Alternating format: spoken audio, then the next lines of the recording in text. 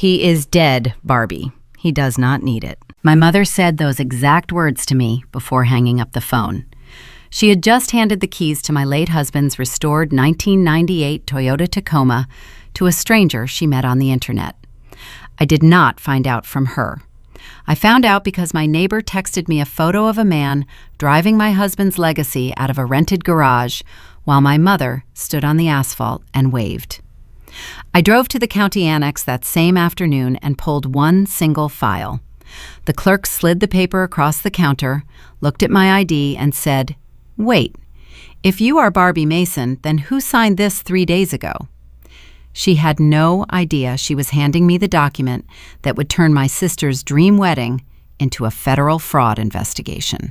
Welcome to QT Told Stories, where quiet people meet loud betrayals and walk out with their dignity and the receipts.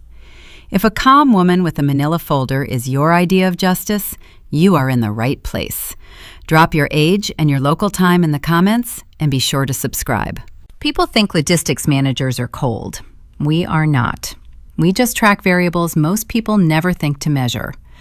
I am 34 years old, and I manage supply chains and compliance for a network of craft breweries across Colorado. My world is governed by distribution bottlenecks, FDA fermentation regulations, and hard facts. If a hop shipment from the Pacific Northwest gets delayed by a snowstorm over the pass, I am the one who recalculates the production schedule before the brewmaster even finishes his morning coffee. I deal in reality. I trust things that can be audited, verified, and proven. I built my entire life that way. One confirmed delivery at a time. No assumptions, no shortcuts, and no help I did not earn. My life in Boulder used to have a softer edge. It was built around weekend trail runs in the Rocky Mountains, the smell of pine, and the steady, quiet presence of my husband, Ryan. 14 months ago, the mountains we loved took him back. A sudden, unpredicted backcountry avalanche outside of Silverton buried him while he was mapping a new ski route. The snow did not care that he was 35. It did not care that we had a dinner reservation that night, or that he had promised to fix the porch light when he got home. Grief is just another metric you learn to manage. I kept the house. I sold his skis. I boxed up his clothes and donated them because keeping them felt like building a shrine. But there was one piece of his daily routine I preserved intact: his Toyota Tacoma. The truck was a dusty forest green, smelling faintly of cedar wax, old leather, and the specific brand of coffee he drank on early mornings. It sat in a rented, climate-controlled garage space on the east side of town. I did not drive it. I just paid the monthly storage fee to keep it there. It was a silent anchor to the man who used to tap out a rhythm on its steering wheel at every red light. I held on to the keys, and I thought they were safe. I should have known better. In my family, anything that sits idle is viewed as an untapped resource, waiting to be harvested by the people who demand the most and provide the least. My mother, Susan, has spent her entire adult life curating a flawless image. She is the kind of woman who coordinates her outfits with her living room decor and views her daughters through a lens of utility. I was the dependable one, the quiet earner, the daughter who never asked for a dime. My younger sister, Jessica, was the centerpiece. Jessica is 29, perpetually between careers, and planning a wedding to a man named Connor that is designed to look like a magazine spread.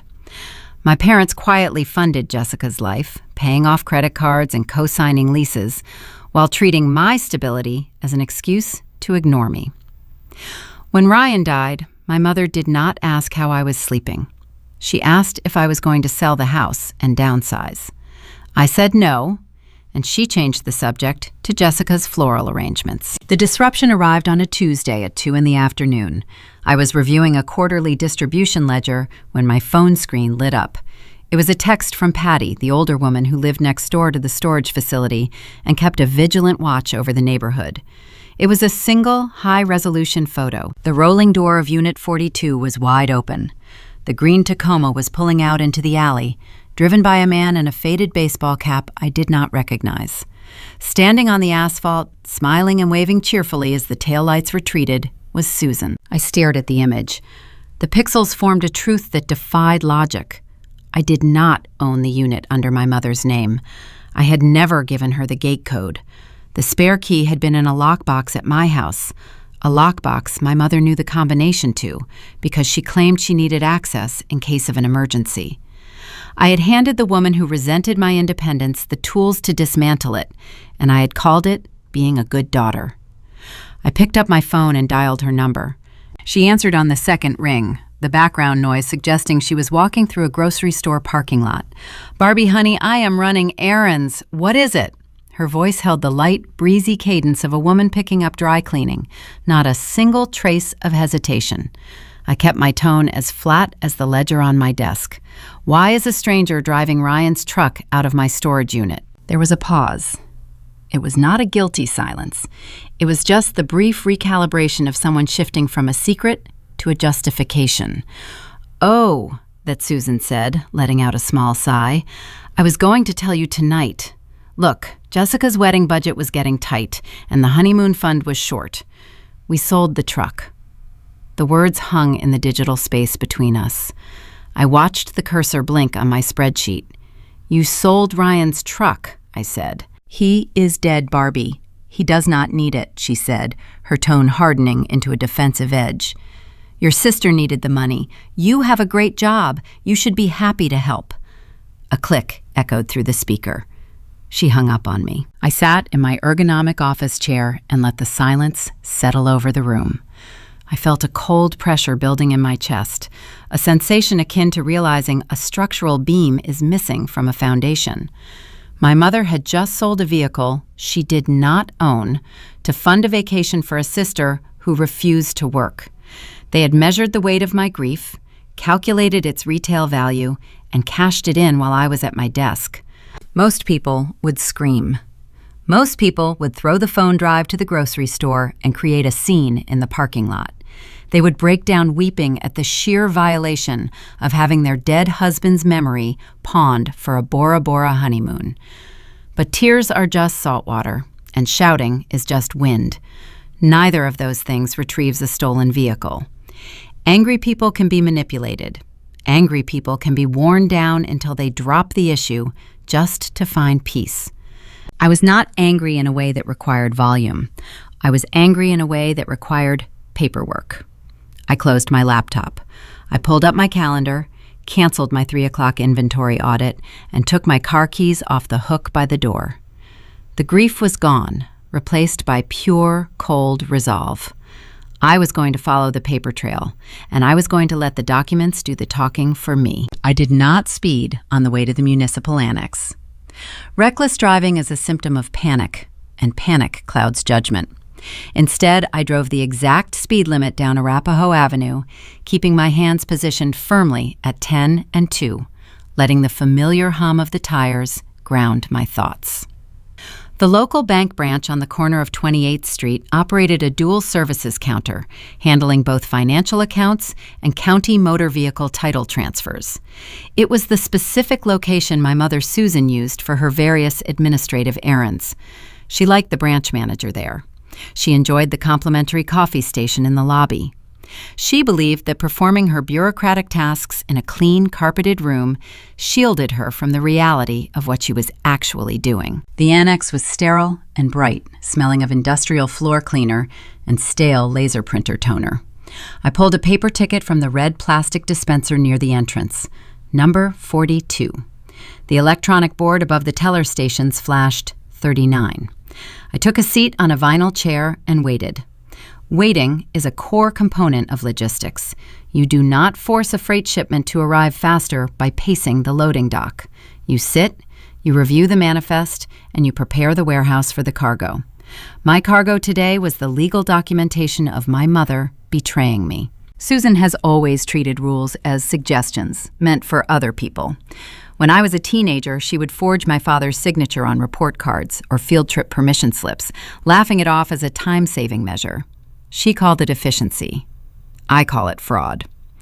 The distance between faking a signature on a high school permission slip and faking a signature on a vehicle title is vast in the eyes of the law. But in my mother's mind, it was just the same old trick. She thought she was being clever. She forgot that she raised a daughter who conducts corporate audits for a living. Number 42. A digitized voice announced over the intercom system. I walked up to Station 3. The teller was a younger woman with tired eyes and a name tag that read Sarah. She offered a polite, practiced smile, the kind reserved for customers who have been waiting too long. I slid my Colorado driver license across the faux wood counter. I need to pull the title transfer records and the bill of sale for a 1998 Toyota Tacoma recently processed under my name, I said, keeping my voice level and pleasant. The VIN should be registered to Barbie Mason. Sarah typed the information into her keyboard, the mechanical clacking echoing in the quiet space. She frowned at the screen, clicked the computer mouse twice, and then stood up to retrieve a physical file from the processing bin behind her desk. When she returned, she opened the manila folder and laid the transfer document flat on the counter. She glanced at the printed name, then looked down at my driver license.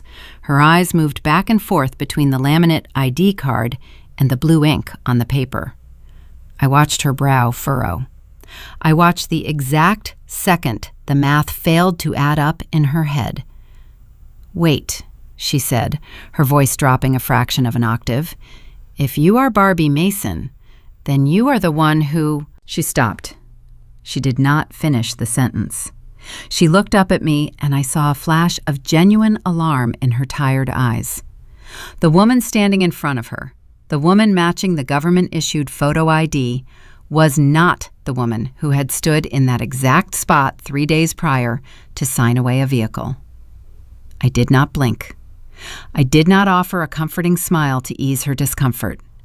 I let the reality of the situation anchor itself to the counter between us. "I would like a certified copy of that bill of sale and the title transfer," I told her. "Stamped and notarized for the official record, please." Sarah swallowed hard.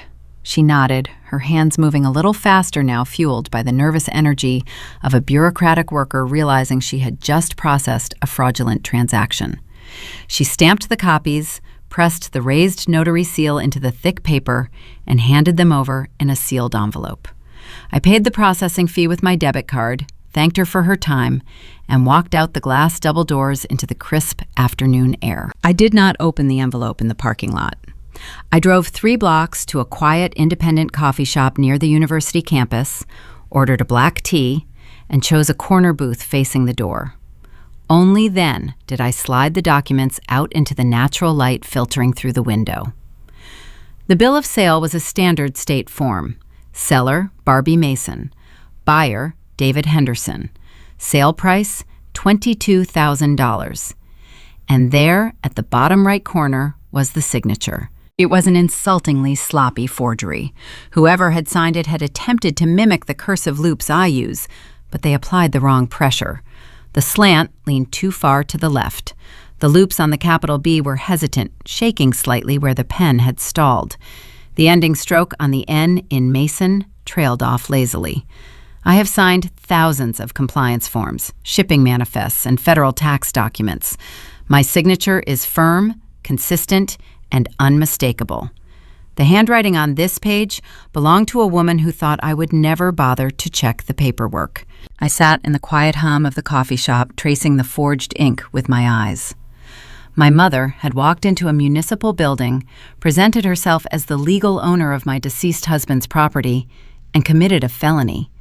She had stolen a vehicle worth $22,000, signed a legal affidavit under penalty of perjury, and handed the keys to a stranger. She did not do it because she was desperate for survival.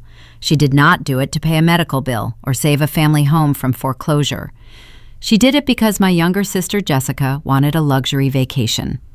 My husband's legacy had been liquidated for resort fees and first-class plane tickets. When a compliance auditor finds a discrepancy in the ledger, they do not storm into the warehouse and start yelling at the forklift drivers. They do not throw a tantrum. They quietly gather the invoices, pull the security footage, and build a file so dense that the outcome is undeniable.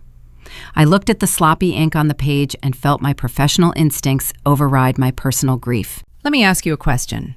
If you walked into a bank, pulled a public record, and found hard, undeniable proof that your own mother had committed identity theft against you, What would be your first move?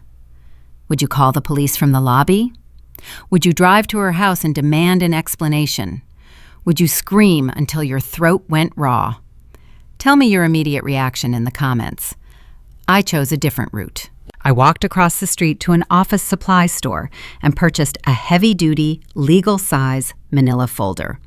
I returned to my car, placed the certified copies inside the folder, and set it on the passenger seat. The procedural takedown had officially begun. My parents thought they were dealing with the compliant, quiet widow who would eventually fold under family pressure. They assumed I would absorb the financial and emotional blow because keeping the peace was what I had been trained to do my entire life. They failed to realize that peace is only valuable when it is mutual. When it is one-sided, it is just submission. And I was done submitting. I needed to know exactly how they were spinning this theft to the rest of the world. I needed to see the narrative they were constructing before I dismantled it piece by piece. I picked up my phone, opened my social media application, and typed my sister's name into the search bar. The screen loaded, and the next layer of this betrayal stared back at me, proving that the physical theft of the truck was only the beginning of their campaign. I sat in the driver's seat of my car with the windows rolled up and the engine turned off. The manila folder rested on the passenger seat, holding the certified, stamped proof of felony fraud. The initial shock of the physical theft had crystallized into a sharp, clear focus. In the world of logistics and supply chain management, when an asset goes missing from a warehouse, you do not simply stare at the empty shelf. You trace the destination, you follow the manifest, you pull the tracking numbers, and you locate exactly where the stolen inventory landed. I unlocked my phone. I knew the truck was gone, and I knew my mother had forged the title to sell it, but I needed to understand the mechanics of the lie they were telling the rest of the world to cover their tracks.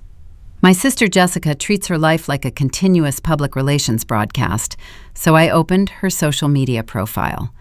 The answer to where my husband's legacy went was waiting for me at the very top of her feed. The conflict had mutated. It was no longer just a financial crime involving a forged signature on a municipal document. It had evolved into a calculated, psychological narrative war. Jessica is 29 years old. She has spent the last decade floating between boutique marketing jobs, quitting whenever the actual labor became too demanding, and relying on our parents to quietly cover her rent and credit card minimums. Her true occupation has always been the curation of an effortless, enviable aesthetic. She is currently engaged to a man named Connor. Connor works as an accountant for a mid-sized firm in Denver. He comes from a respectable upper-middle-class family who values tradition and appearances. He seems like a decent guy, but he is entirely oblivious to the financial smoke and mirrors my parents use to fund Jessica's illusion of wealth. I clicked on her latest post. It was a carefully arranged carousel of high-definition photographs showcasing a dream honeymoon itinerary in Bora Bora. The first image displayed a sprawling overwater bungalow surrounded by pristine turquoise water. The second image showed 2 crystal flutes of champagne resting on a teakwood deck. The third was a digital mock-up of first-class airline tickets. It was the caption underneath the photos that made my pulse steady into a slow, dangerous rhythm. I read the words twice to ensure my eyes were processing the text correctly. Jessica had written a glowing, emotional paragraph detailing her gratitude for the upcoming trip. She explicitly tagged my profile handle in the second sentence. The caption read, "I am beyond blessed to announce our dream honeymoon to Bora Bora." A trip like this felt impossible, but my generous, grieving sister stepped in to make it a reality. She donated Ryan's beloved truck to the wedding fund because she knew he would want us to celebrate life and love to the fullest. Family means everything. I stared at the screen. The audacity was so precise, so expertly engineered, that it almost felt like a work of art. They had not just stolen my property, they had weaponized my grief. By tagging me and declaring to the world that I had selflessly donated the truck, they were building a ghost version of me. They created a compliant, tragic widow who happily surrendered her dead husband's memory to serve her younger sister's entitlement. They were using Ryan's name as a prop to validate their luxury vacation. The comment section was already flooded with praise from our extended relatives. Aunt Carol wrote a long paragraph about my bravery and selflessness, adding heart emojis and telling Jessica how lucky she was to have such a supportive older sister. Uncle Rick commented that Ryan would be so proud to see his truck funding new family memories. Cousins, family friends, and former neighbors were all chiming in, congratulating Jessica, and sending me digital blessings for my incredible generosity. I set the phone down on the center console. The air in the car felt thin. This was the trap. This was the hostage situation my mother and sister had constructed. They understood that by announcing the fake donation publicly and bathing me in praise, they were building a fortress of public opinion. If I spoke out now, I would look like a bitter, unstable liar trying to ruin a beautiful wedding. If I called the police and reported the truck stolen, the entire extended family would accuse me of being vindictive and crazy, claiming I had changed my mind and was using the law to punish my sister. They believed they had checkmated me. They thought they had backed me into a corner where my only option was to stay silent and absorb the financial and emotional damage to protect my own reputation. They thought I would prioritize the family image over the truth. They thought I would play the role they assigned to me. In auditing, when you discover a fraudulent entry designed to deceive the stakeholders, you do not alert the perpetrator. You secure the data. You preserve the digital footprint before they have a chance to delete it. I picked my phone back up. I did not leave a comment. I did not send a text message demanding they take the post down. Instead, I pressed the side buttons on my device and began taking time-stamped screenshots. I captured the carousel of Bora Bora photos. I captured the manipulative caption praising my fake generosity. I scrolled through the comments section methodically, screenshotting every piece of praise from Aunt Carol, Uncle Rick, and the rest of the extended family. I captured the digital timestamps proving exactly when the lie was published. I drove home, the manila folder resting quietly on the seat beside me. I walked into my house, bypassed the kitchen, and went straight to my home office. I connected my phone to my laser printer, the machine whirred to life, spitting out crisp, high-contrast pages of Jessica's social media campaign. I took a 3-hole punch, lined up the printed screenshots, and secured them into a binder alongside the certified DMV title transfer and the forged bill of sale. The stage was being set, and I was going to let them build it as high as they wanted. The taller the pedestal they constructed out of lies, the harder the impact would be when I finally kicked the support beams out from under them. I went to the kitchen and poured myself a glass of cold water. I stood by the window, looking out at the fading sunlight over the foothills of the Rocky Mountains. Ryan used to stand in this exact spot, drinking his coffee and checking the weather reports before heading out to the trails. He was a man who valued authenticity above all else. He despised pretense. He would have looked at Jessica's curated, filtered existence and shaken his head.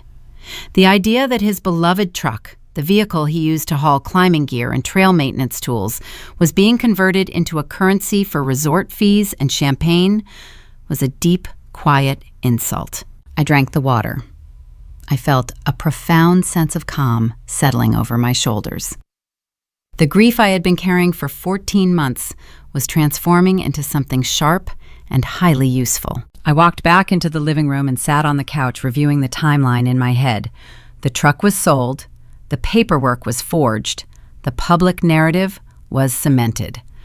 I assumed the next few weeks would be quiet as they finalized their wedding plans, confident they had gotten away with the perfect crime.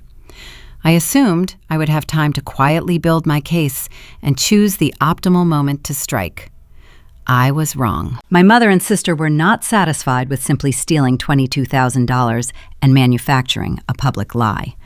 Their entitlement knew no boundaries, and their greed required continuous feeding. As I closed the manila folder for the evening, my phone vibrated on the coffee table. The screen illuminated the dim room. It was a direct text message from Jessica. I picked up the device, expecting a hollow expression of gratitude or a fake check-in on my well-being. What I read instead was a demand so brazen it shifted the entire landscape of the conflict. The stolen funds were not enough, and the illusion was running over budget. The device hummed against the dark wood of my coffee table, disrupting the quiet sanctity of my living room. I picked it up, feeling the cool metal exterior against my palm. A notification banner displayed my sister's name. I swiped the screen, fully expecting a shallow performance of sibling gratitude. Jessica possessed a unique talent for demanding immense favors and dressing them up as communal victories. What greeted me instead was a block of text that redefined entitlement entirely. "Hey," the message began, devoid of any basic pleasantries. "The guy who bought the Tacoma haggled Mom down. We only got $22,000 for it. The travel agent just finalized the Bora Bora itinerary, and upgrading to the premium overwater bungalow plus the first-class flight segments is going to run another $4,500. Since you already committed to funding the honeymoon, I need you to wire the difference by Friday. Do not leave me hanging on this. Connor is really stressed about the budget." I read the paragraph 3 distinct times. The letters seemed to detach themselves from the screen, floating in a surreal haze of unchecked greed. My mother had committed felony auto theft. She had forged a municipal document, sold a vehicle that belonged to my deceased husband, and manufactured a public narrative portraying me as a philanthropic widow. And yet for Jessica, the crime was insufficient. The stolen inheritance did not stretch far enough to cover her luxury upgrades. She was genuinely angry that the fence who fenced my property did not negotiate a better price. Before I could even process the psychological mechanics of her demand, a new notification pinged.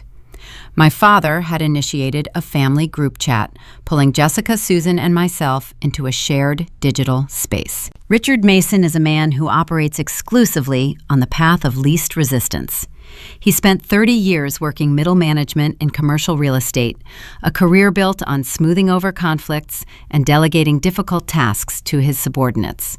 At home, his management style translates into indulging Jessica constantly to avoid her dramatic tantrums, while treating my quiet independence as a license to demand my financial compliance.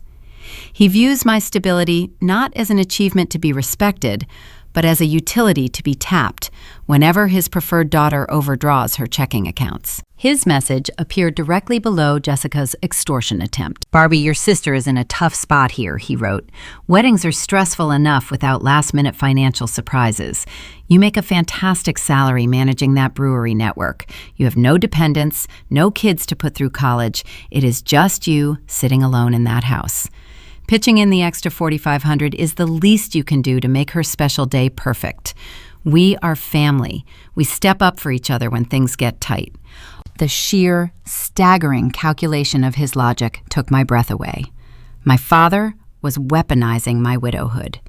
He was using the fact that I had no children, a heartbreaking reality cemented by Ryan passing away in an avalanche before we could start our family, as a convenient justification to drain my bank account. He positioned the theft of the truck as a baseline contribution, treating the additional cash demand as a simple familial tax. He genuinely believed that because my life lacked the self-inflicted chaos of Jessica's perpetual crises, I owed them a continuous subsidy. I carried the phone out to the back porch. The Colorado evening had settled into a crisp, thin chill, the kind of weather that signals the changing of the season. I sat down in the wooden Adirondack chair Ryan had built by hand the summer before he died. The jagged silhouette of the Flatirons loomed in the distance, cutting a sharp, dark line against the fading navy sky. The mountains were indifferent to human drama. They operated on geological time, weathering brutal storms through sheer, immovable density. I drew a deep breath of pine-scented air, letting the icy temperature fill my lungs and clear my mind.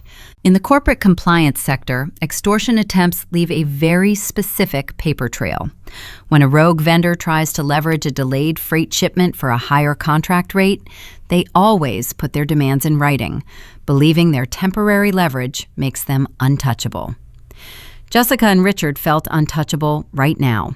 They assumed my silence on social media earlier that evening was undeniable proof of my submission.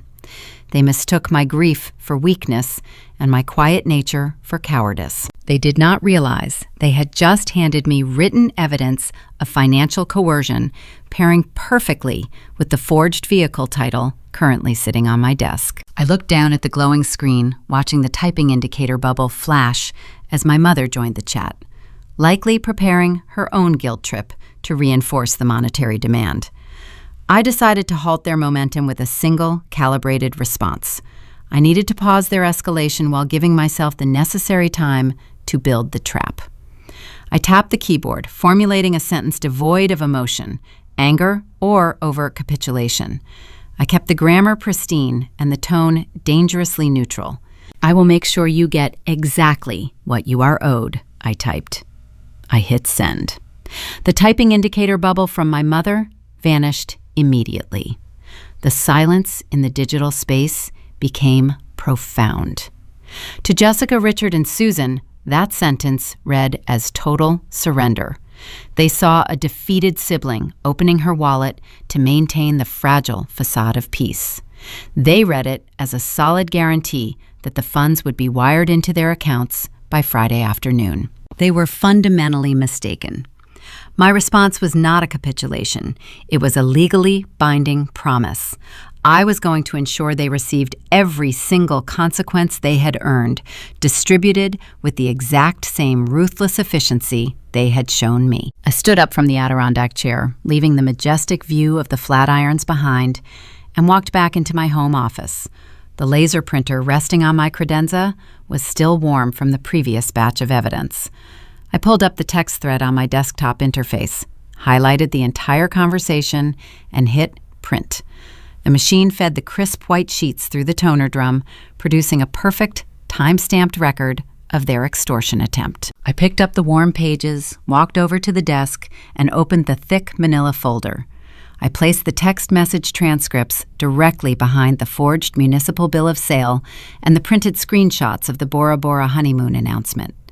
The physical file was growing heavier. It was no longer just a simple record of vehicular theft. It was a documented timeline of criminal conspiracy, identity fraud, and financial coercion. As I smoothed the pages down and aligned the edges, my logistical training kicked into high gear. A minor discrepancy hovered at the edge of my memory, demanding attention. My mother had forged my personal signature, assuming the truck was a standard marital asset passed down to me as a surviving spouse. But Ryan had purchased that specific Tacoma during a very busy phase of his conservation work. He used it to haul heavy timber chainsaws and trail maintenance gear deep into the backcountry. If my memory served correctly, the financial structure of that vehicle purchase was far more complicated than a standard personal title. I needed to verify the exact legal ownership framework of that truck. If the registration was categorized the way I suspected it was, my family had not just stolen from a grieving widow. They had blindly triggered a legal tripwire that led straight to an entirely different tier of the justice system, escalating this conflict beyond anything they could possibly comprehend. I did not sleep much that night. I spent the dark hours sitting in the quiet of my home, reviewing the digital ledger of my life and tracking the variables of the impending collision. By morning, the crisp Colorado sunrise painted the sky in shades of bruised purple and pale gold. I dressed in my standard corporate attire, a tailored navy blazer, and charcoal slacks, projecting the image of a woman heading into a standard day of supply chain management. But I was not driving to the brewery headquarters. I steered my vehicle toward the downtown legal district. I needed a professional assessment of the exact legal boundary my mother had crossed. My destination was the office of Mitchell, a senior partner at a mid-sized estate planning firm. He had handled my husband Ryan passing away 14 months ago with a quiet, clinical efficiency that I deeply respected. Mitchell does not offer hollow platitudes. He deals in probate law, asset transfer, and tax compliance. He is a man who understands that when a person dies, their legacy is ultimately reduced to a stack of highly regulated paperwork. I had scheduled an emergency consultation under the guise of an estate tax discrepancy. I sat in a leather chair across from his heavy mahogany desk and placed the manila folder on the polished surface. I did not offer a tearful preamble. I simply opened the cover and slid the forged municipal bill of sale, the certified DMV title transfer, and the printed text messages across the desk. I explained the situation plainly. My mother had assumed ownership of the 1998 Toyota Tacoma, falsified my signature, sold the vehicle to a local buyer for $22,000, and was currently extorting me for additional honeymoon funds to upgrade a Bora Bora vacation. Mitchell listened in silence. He picked up the forged title, adjusting his wire-rimmed reading glasses. He studied the sloppy ink loop of my forged name. Then he opened his laptop and cross-referenced the vehicle identification number listed on the document with the master estate inventory file he kept in his digital archives. I watched his expression shift. The standard professional detachment vanished, replaced by a profound, sudden gravity. He stopped typing, stared at his screen for a long moment, and slowly took off his glasses, setting them down on the desk. "Barbie," he said, keeping his voice carefully modulated, "your mother made a catastrophic error. This specific truck was never classified as your personal marital property. It was not yours to inherit, and it certainly was not hers to sell." I felt a slight narrowing of my focus. I asked him to clarify the discrepancy. Mitchell turned his monitor toward me. He brought up the corporate registration documents for an entity called Rocky Mountain Trail Savers. Ryan did not just spend his weekends clearing brush and maintaining backcountry ski routes for personal enjoyment. 3 years before the avalanche, he formalized his passion for conservation.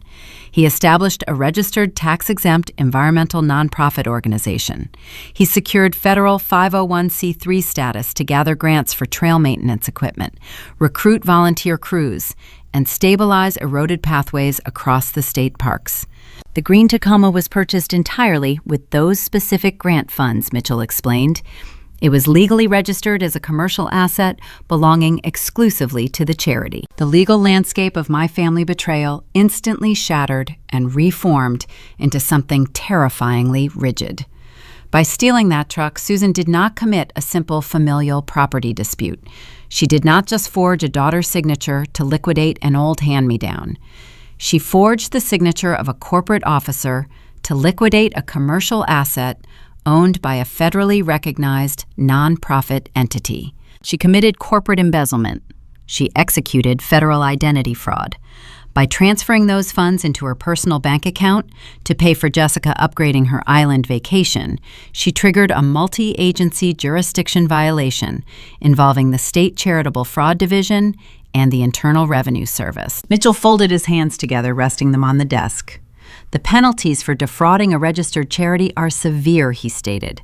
"We are no longer discussing a civil small claims issue or a simple municipal misdemeanor. This is a felony, carrying mandatory minimum sentencing, staggering financial restitution, and potential federal prison time.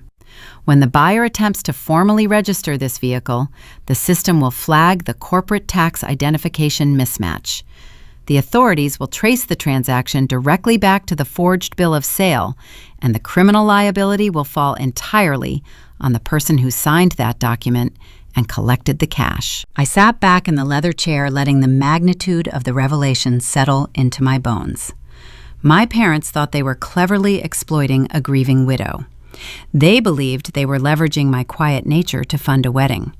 Instead, they had blindly walked into a federal minefield, strapped the detonator to their own chests, and handed me the trigger. The universe has a poetic way of balancing the scales, often using the exact mechanism of a person's greed to orchestrate their ultimate downfall. Let me pause here and ask you a direct question. Think about the people who have taken advantage of your kindness. If you had a button that would legally destroy your toxic family, would you press it? If you held a folder that could obliterate the lives of the people who pawned your dead husband's legacy for first-class plane tickets, would you drop the hammer right then and there?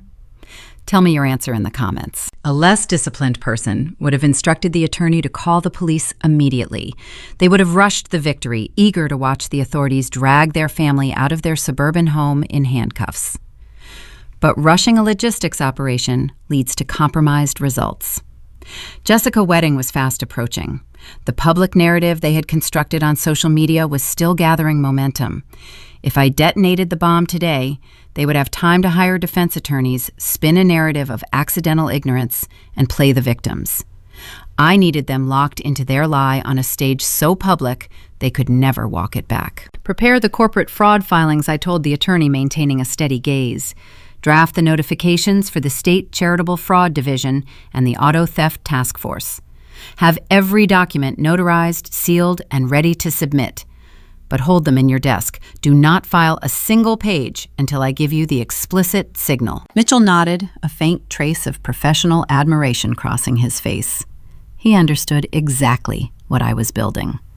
A quiet, airtight cage constructed out of their own arrogance. I thanked him for his time, gathered my original evidence, and walked back out to the parking lot. The legal structure of my revenge was now secure, but a lingering logistical detail still bothered my analytical mind. The truck had been sold, yes, but Ryan kept extensive, highly specialized equipment inside that rented garage. The Tacoma occupied the primary bay, but the secondary wire cage in the back held his custom downhill gear and expensive trail tools. If my mother had acquired the gate code and the key to the main rolling door, I needed to verify the status of the rest of his inventory. I pulled out into downtown traffic and navigated toward the storage facility. I believed the scope of their greed was limited to the vehicle. I was oblivious to the fact that the violation of my husband's memory went far deeper than a forged title, and the true extent of the looting was waiting for me behind a severed padlock. I left the law office and steered my car toward the industrial sector on the eastern edge of the city. Comprehending the legal classification of a crime is an intellectual exercise. Facing the physical void left behind by that crime is a visceral reality. The storage facility sat at the end of a dusty frontage road flanked by chain-link fences and rows of corrugated metal structures. I had leased Bay 42 shortly after the avalanche because I could not bear to walk past the garage at home and see the empty space where Ryan used to maintain his gear. I thought renting a secure, climate-controlled unit would preserve his artifacts safely out of reach. I did not factor in the determination of my own blood relatives. I parked my sedan in front of the bay. I retrieved the heavy ring of keys from my purse. The afternoon sun beat down on the pavement, radiating heat through the soles of my shoes. I unlocked the manual latch and hoisted the segmented metal door upward. The track shrieked a metallic grating noise, echoing down the deserted corridor. The scent hit me first, a lingering trace of motor oil, pine needles, and the distinct rubber aroma of heavy-duty tires. But the visual hit much harder. The concrete floor where the Toyota had rested for 14 months was vacant, marked only by 4 faint rectangles of accumulated dust outlining where the tires used to sit. Staring at an empty space hurts in a way that requires no translation. It is the architecture of absence. I stepped inside the dim space, allowing my eyes to adjust to the shadows. My intention was to sweep the floor, change the exterior padlock, and secure whatever smaller items remained.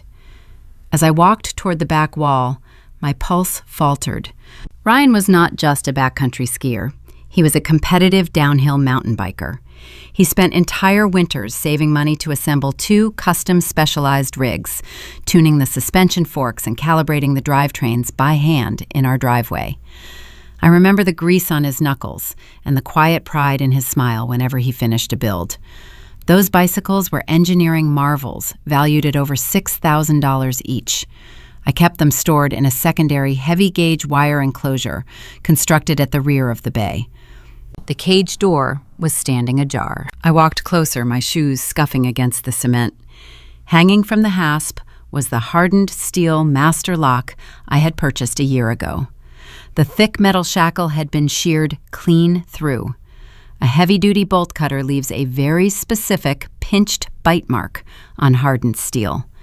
I touched the severed metal. It was cold and sharp. I peered into the enclosure. The wall mounts were bare. The custom bicycles were gone. The carbon fiber helmets, the protective armor, and the specialized toolkits had vanished alongside them. The theft of the truck was initiated 3 days ago by Susan. The precision required to sever a commercial-grade lock and transport 2 downhill rigs suggested a different timeline and a different culprit. I exited the bay, pulled the segmented door down, and walked directly to the main security office located near the entrance gates. The property manager was a retired veteran named Greg. He knew me. He remembered Ryan. I asked him to pull the digital surveillance archive for my specific corridor, explaining that items were missing from the interior enclosure. Greg frowned, his weathered face tightening with concern, and swiveled his dual monitors so I could view the playback. We scrubbed backward through the temporal logs.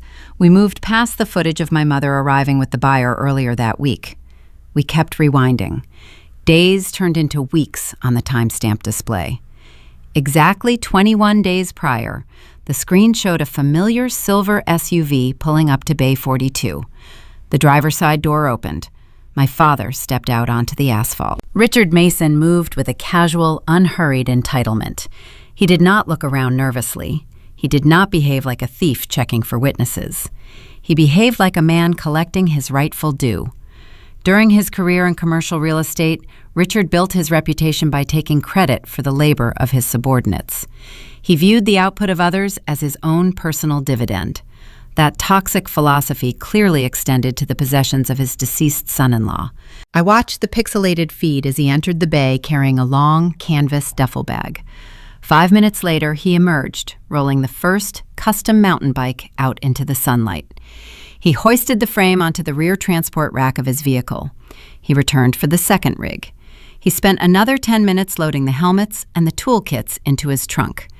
Then he secured the load, locked the exterior bay door using the combination my mother had provided him, and drove away. This was not a spontaneous crime of opportunity to fund a sudden wedding upgrade.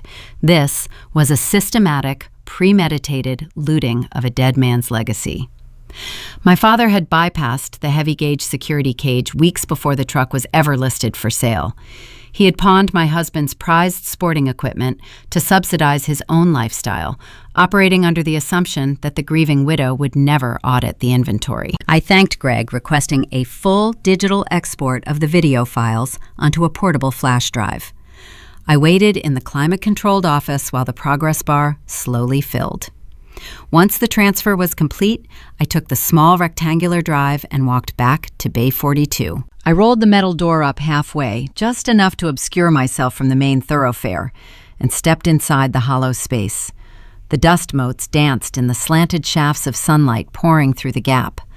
I walked to the back corner, right next to the violated wire cage, and sat down on the cold concrete floor.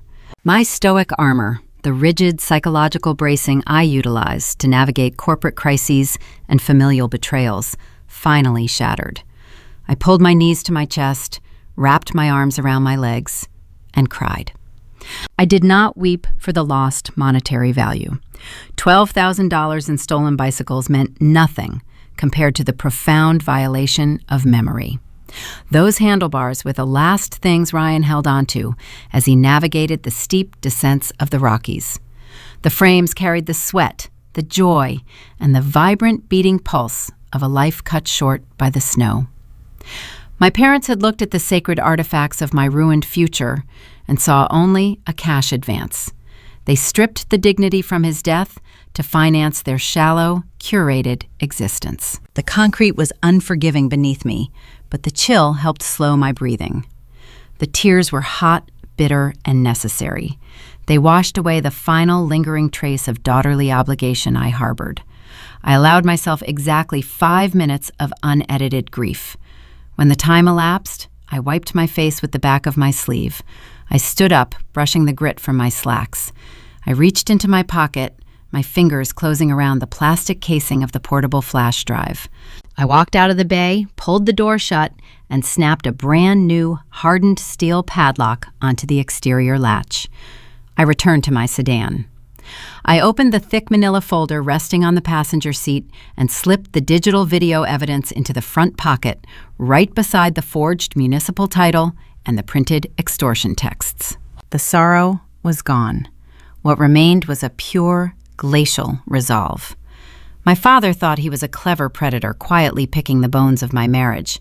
He did not realize I now possessed high-definition video documentation of him executing a felony burglary. I shifted the car into drive and merged onto the highway. The pieces were aligning with lethal precision. But a predator rarely stops hunting until they face resistance. My father, emboldened by his perceived success at the storage facility, was about to make a critical miscalculation.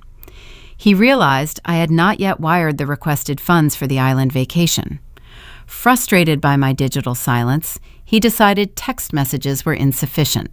He was preparing to bring the intimidation tactics directly into my professional domain, oblivious to the fact that stepping onto my corporate turf was equivalent to walking into a loaded snare. My sanctuary is the corporate headquarters of Apex Mountain Brewing. It occupies a renovated industrial warehouse in downtown Boulder, defined by exposed brick walls, polished concrete floors, and glass-partitioned offices. The air perpetually smells of roasted malt, citrus hops, and sterilized stainless steel. It is a place of rigorous order. We operate on exact schedules, strict hygiene protocols, and precise distribution margins. Every variable is tracked, every shipment is audited, and every mistake is corrected with swift, unemotional logic. It is the one environment where my authority is unquestioned and my parameters are respected. Thursday morning, I was sitting at my desk reviewing a quarterly compliance report for a new canning line when my office phone rang. It was the front lobby receptionist. Her voice carried a rare note of uncertainty. She informed me my father was standing at the reception desk, refusing to take a seat and demanding to speak with me immediately. Richard Mason does not visit my workplace. He views my career in the craft beer industry as a quirky hobby rather than a high-level logistical operation. He spent 30 years in commercial real estate, bullying tenants and strong-arming contractors. He considers his domain to be the only one of actual consequence. His presence at my office was not a social call. It was a calculated invasion.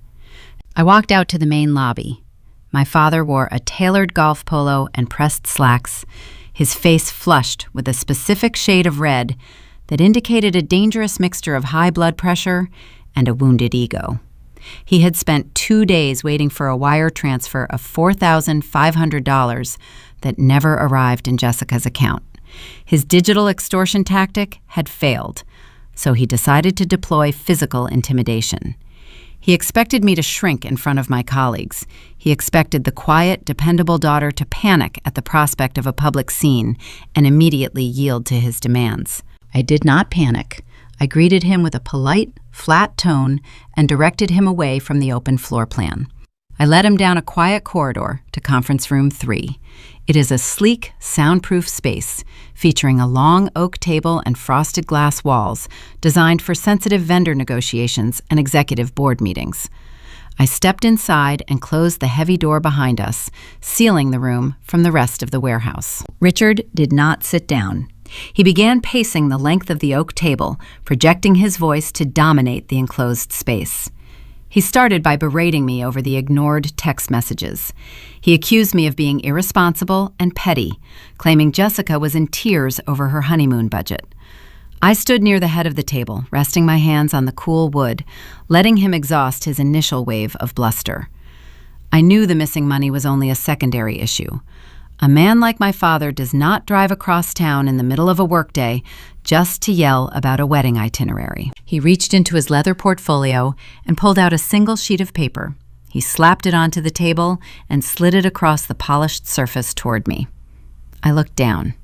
It was a standardized state motor vehicle form, a retroactive gift affidavit. My father leaned over the table, planting his knuckles on the wood. He explained that the local buyer had encountered red tape at the municipal annex. The clerk had flagged a discrepancy in the transfer documentation, likely due to the lack of a spousal death certificate attached to the forged title. The buyer needed my authentic signature on this affidavit, legally swearing I had gifted the vehicle to my mother to push the registration through the system and clear the bureaucratic hurdle. He tapped the signature line with his index finger. He told me to sign it right now. When I did not immediately reach for a pen, his frustration boiled over into raw, unedited cruelty.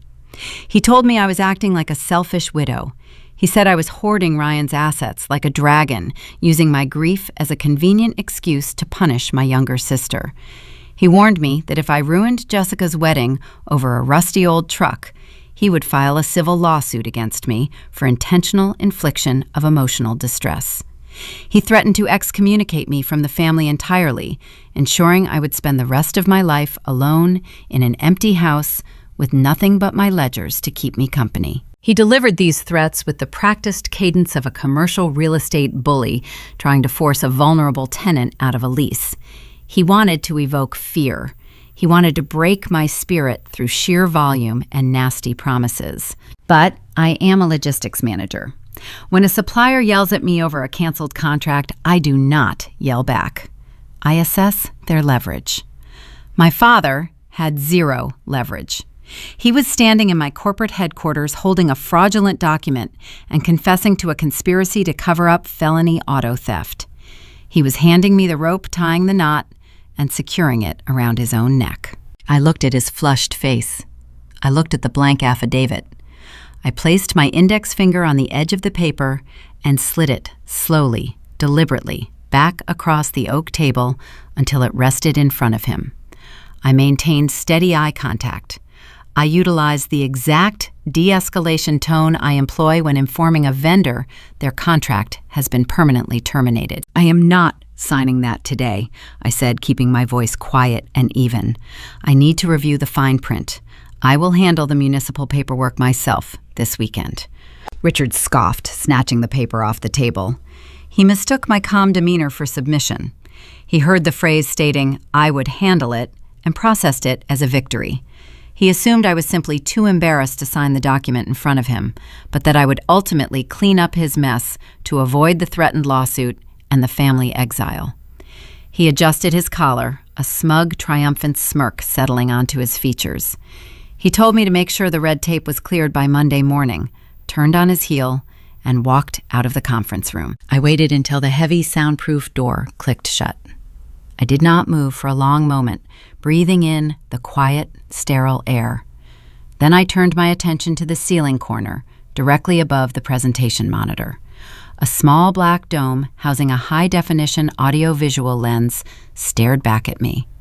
A tiny green indicator diode glowed steadily in the center. Apex Mountain Brewing conducts regular remote summits with international suppliers. Company policy dictates that all executive conference rooms are equipped with motion-activated recording hardware to archive sensitive negotiations and ensure strict compliance with corporate trading standards. The system runs continuously whenever the room is occupied. I walked over to the presentation console, logged into the internal secure server using my administrative credentials, and accessed the raw media directory. I pulled the timeline for the last 15 minutes. I pressed play. The high-fidelity microphone had captured every single word. It captured Richard calling me a selfish widow. It captured his explicit threats of emotional distress lawsuits.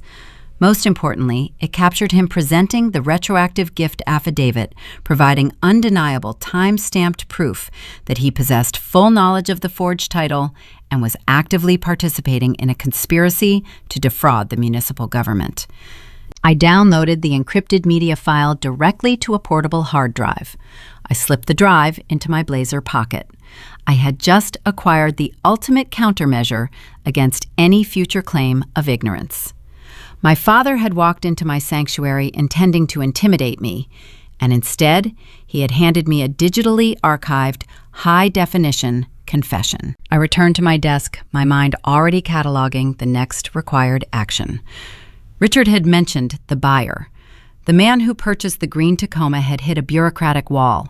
He was trying to register a vehicle he bought in good faith, entirely unaware he was entangled in a federal crime involving a charitable organization. My parents were willing to let an innocent citizen take the fall for their felony. I looked at the growing stack of evidence in my manila folder. I held the power to destroy my family, but deploying that power blindly would inevitably crush the unsuspecting man who drained his savings to buy my husband's truck. I needed to find him before the police did. The certified bill of sale contained a single name and a residential address, David Henderson. A basic query of the Colorado Business Registry matched his identity to a commercial entity known as High Water Expeditions. He operated a boutique river rafting outfitter located in a modest commercial strip near Golden. Small business owners in the outdoor recreation sector exist on razor-thin margins. They do not possess corporate safety nets, offshore accounts, or venture capital backing. They depend entirely on seasonal revenue, reliable equipment, and favorable weather conditions. If a core piece of their logistical framework fails, their entire enterprise faces immediate catastrophic collapse. I located his business number and placed a call from my office line. I introduced myself as Barbie Mason. I could hear a profound sigh of relief travel across the cellular connection. He assumed I was calling to finalize the administrative delay he encountered at the municipal annex. He suggested we meet in person at a diner near his shop to sort out the remaining paperwork so he could finally get his commercial plates. I agreed, offering a time later that afternoon. The drive to Golden offered a brief window to mentally arrange my presentation.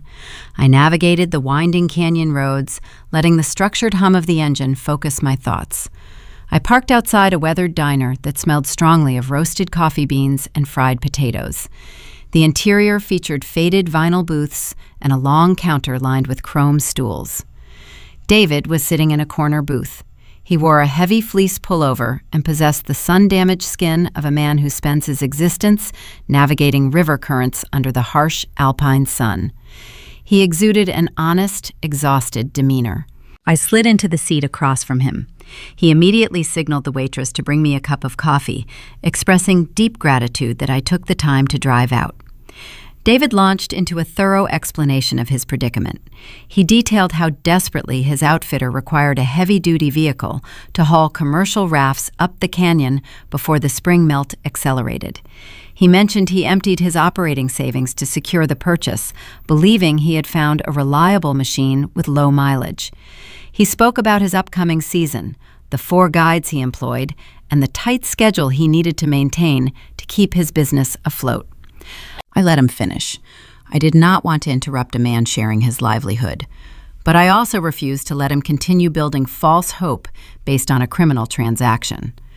I opened my leather briefcase, extracted the heavy manila folder, and laid it flat on the Formica table between us. I told him I did not come to sign a retroactive gift document. I came to inform him that he was holding the keys to a stolen vehicle. I watched the color drain from his face. His posture stiffened. I opened the file and showed him the certified title transfer. I pointed out the fraudulent signature. I explained the corporate structure of Rocky Mountain Trail Savers, detailing how the truck was a registered commercial asset belonging to a federal charity.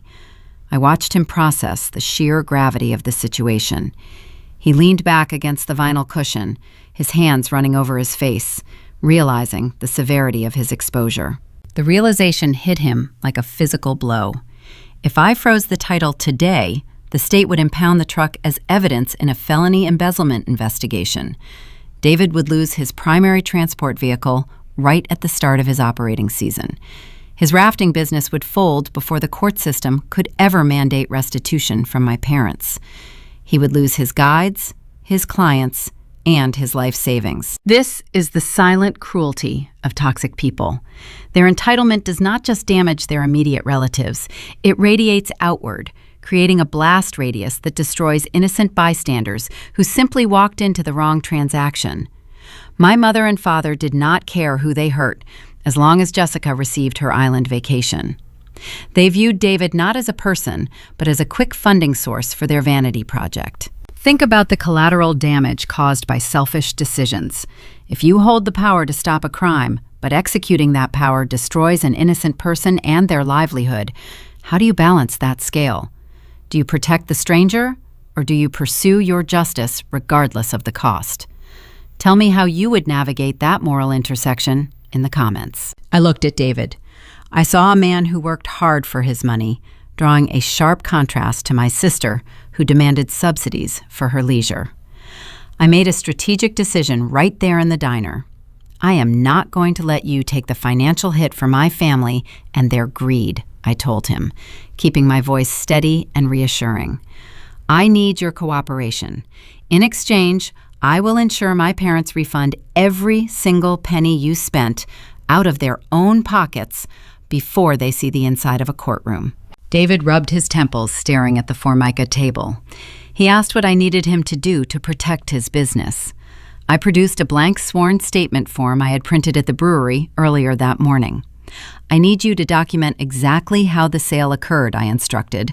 "I need you to state in writing that Susan and Richard Mason presented themselves as the legal sellers. Document their behavior, their specific demands, and the exact method of payment they requested." David borrowed my pen. He spent the next 20 minutes writing a detailed chronological account of the transaction. He described how my mother negotiated the price while my father stood by, eager to close the deal and drive away. He detailed how they insisted on a cashier check made out directly to Susan, bypassing any mention of my name or a corporate entity.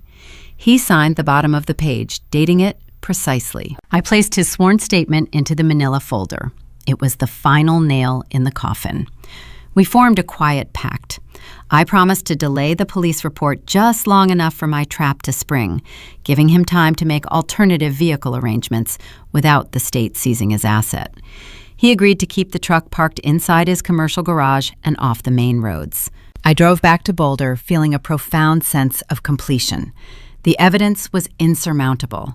The forged title, the extortion texts, the corporate charter, the video of the storage unit burglary, the audio recording of my father issuing threats, and now the sworn witness testimony from the buyer. The logistical preparation was finished. It was time for execution. I arrived home and checked my mailbox. Inside sat a heavy, cream-colored envelope with embossed silver lettering. It was a formal invitation from my mother. She was inviting me to Jessica rehearsal dinner at an upscale Denver steakhouse this upcoming weekend.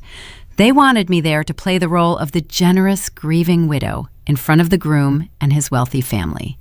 They wanted a living prop to validate their public lie. I traced the embossed lettering with my thumb standing in my quiet kitchen. The stage was finally set.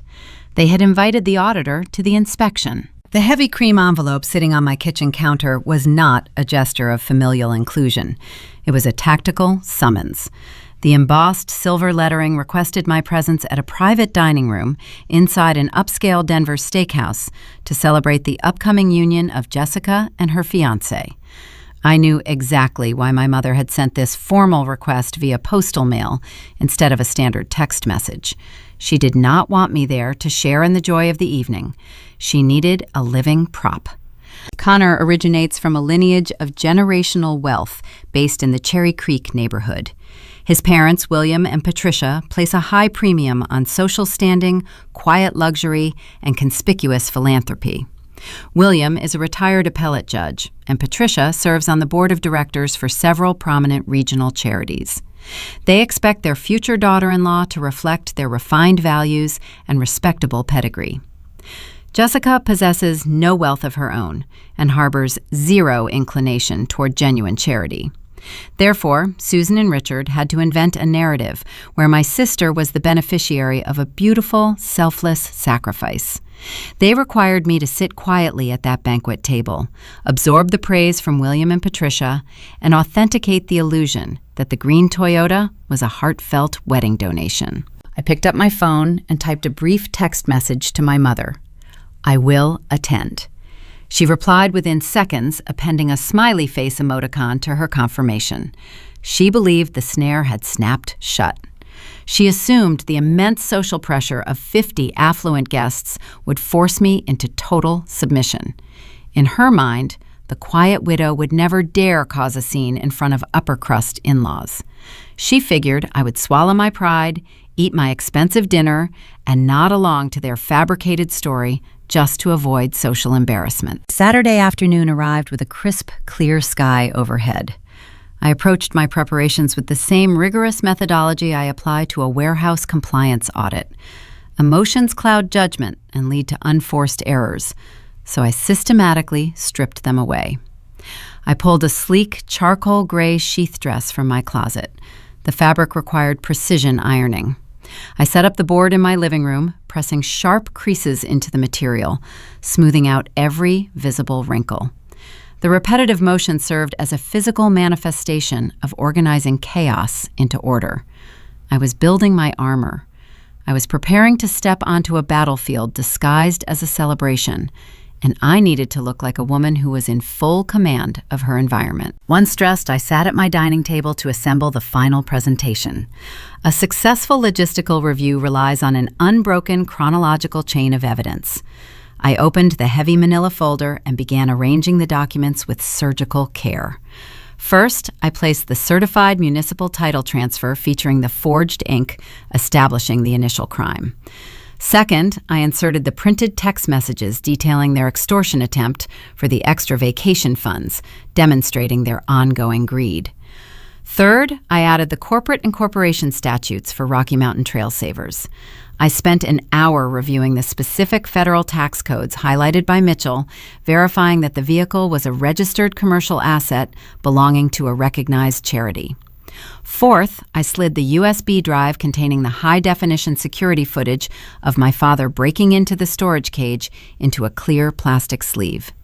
Finally, I placed David Henderson and his sworn witness affidavit at the very back, cementing the timeline of the fraud and protecting the innocent buyer. The dossier was now complete. It contained enough legal gravity to dismantle their entire curated existence.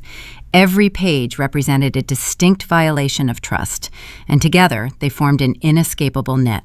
Let me share a truth I have learned through years of navigating corporate disputes and supply chain failures. People who throw tantrums are rarely an actual threat. They exhaust their leverage on volume, theatrical gestures, and empty threats.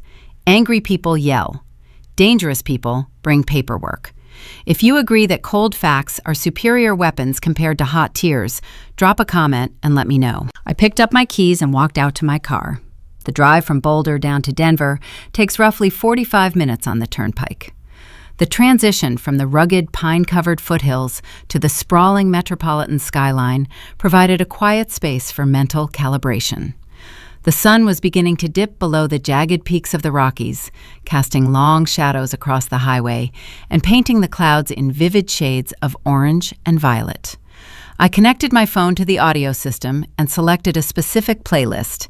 It was a collection of acoustic folk tracks Ryan used to listen to while we drove up into the alpine tundra.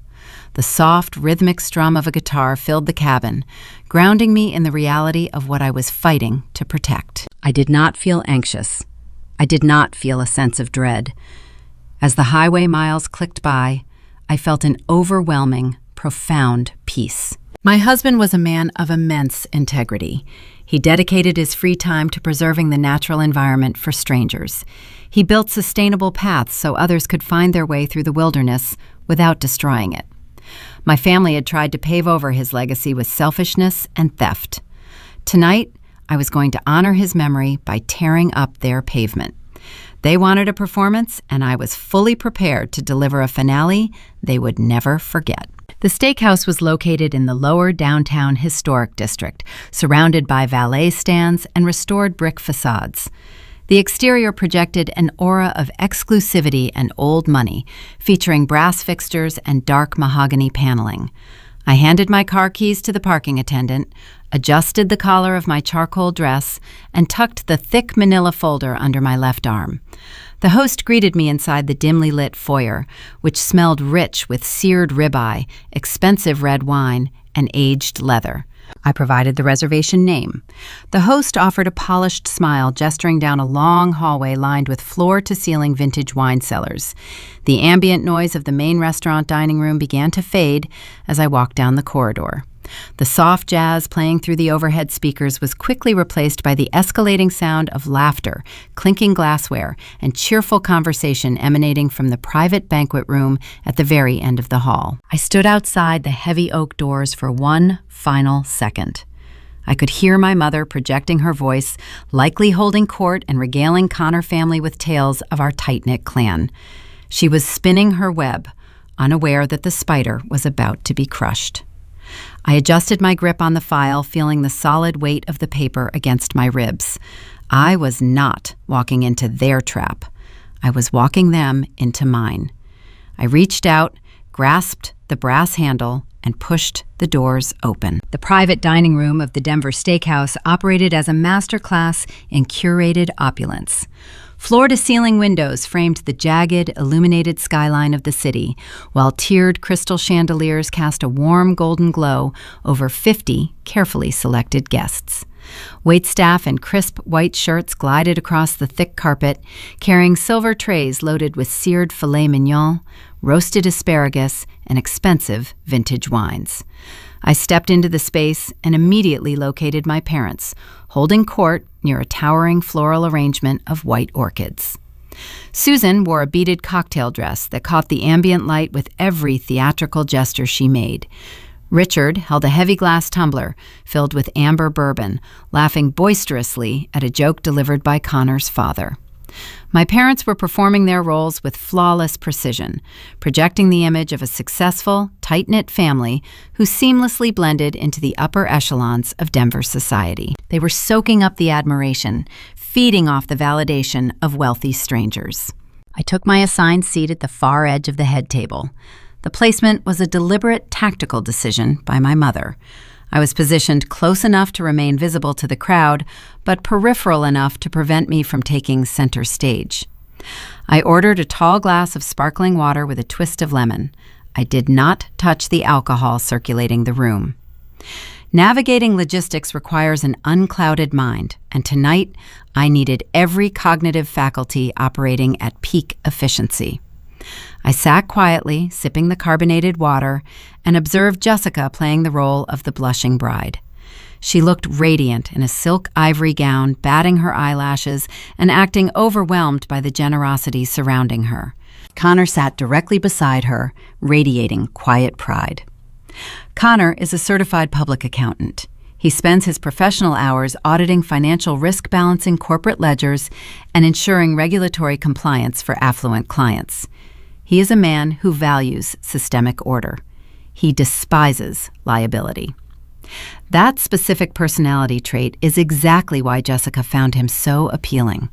He offered a stable, lucrative anchor for her perpetual financial chaos.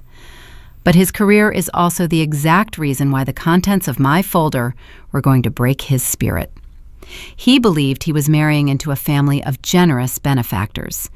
He had no idea he was tethering his pristine legal identity to a syndicate of amateur felons. Patricia Connor, mother, leaned across the linen tablecloth and gently touched my arm.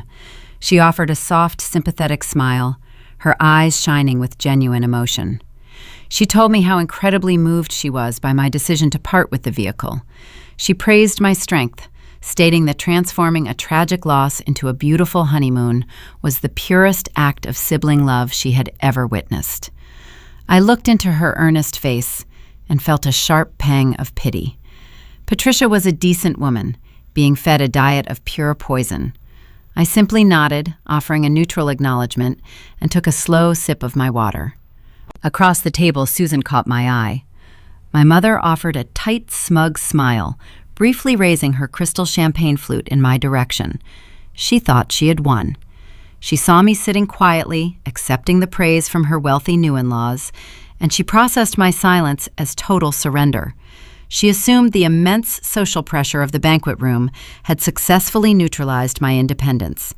She believed the snare had snapped shut, leaving me with no option but to play the compliant prop. The waitstaff smoothly cleared the dinner plates and began pouring the sparkling wine for the formal toasts. A hush fell over the room as the clinking of silverware faded into anticipation. Jessica stood up, smoothing the front of her silk gown with manicured hands. She picked up a silver dessert spoon and tapped it gently against the rim of her flute. The sharp ringing sound commanded the attention of 50 guests. She waited for the room to settle, expertly manufacturing a moment of profound gravity. Jessica began speaking, her voice trembling with perfectly calibrated emotion. She thanked William and Patricia for welcoming her into their respectable lineage. She thanked our parents for their unwavering support and boundless generosity throughout the planning process. Then she pivoted. She turned her body to face me directly, ensuring the gaze of every single person in the room followed her trajectory. She dabbed at the corner of her eye with a cloth napkin, a theatrical gesture designed to simulate overwhelming gratitude. She told the crowd that planning a wedding while mourning a family tragedy had been an agonizing journey. She lowered her voice, forcing the guests to lean in to hear her words. She announced that the spectacular Bora Bora honeymoon, the overwater bungalow, the premium flight upgrades, none of it would have been possible without her incredible older sister.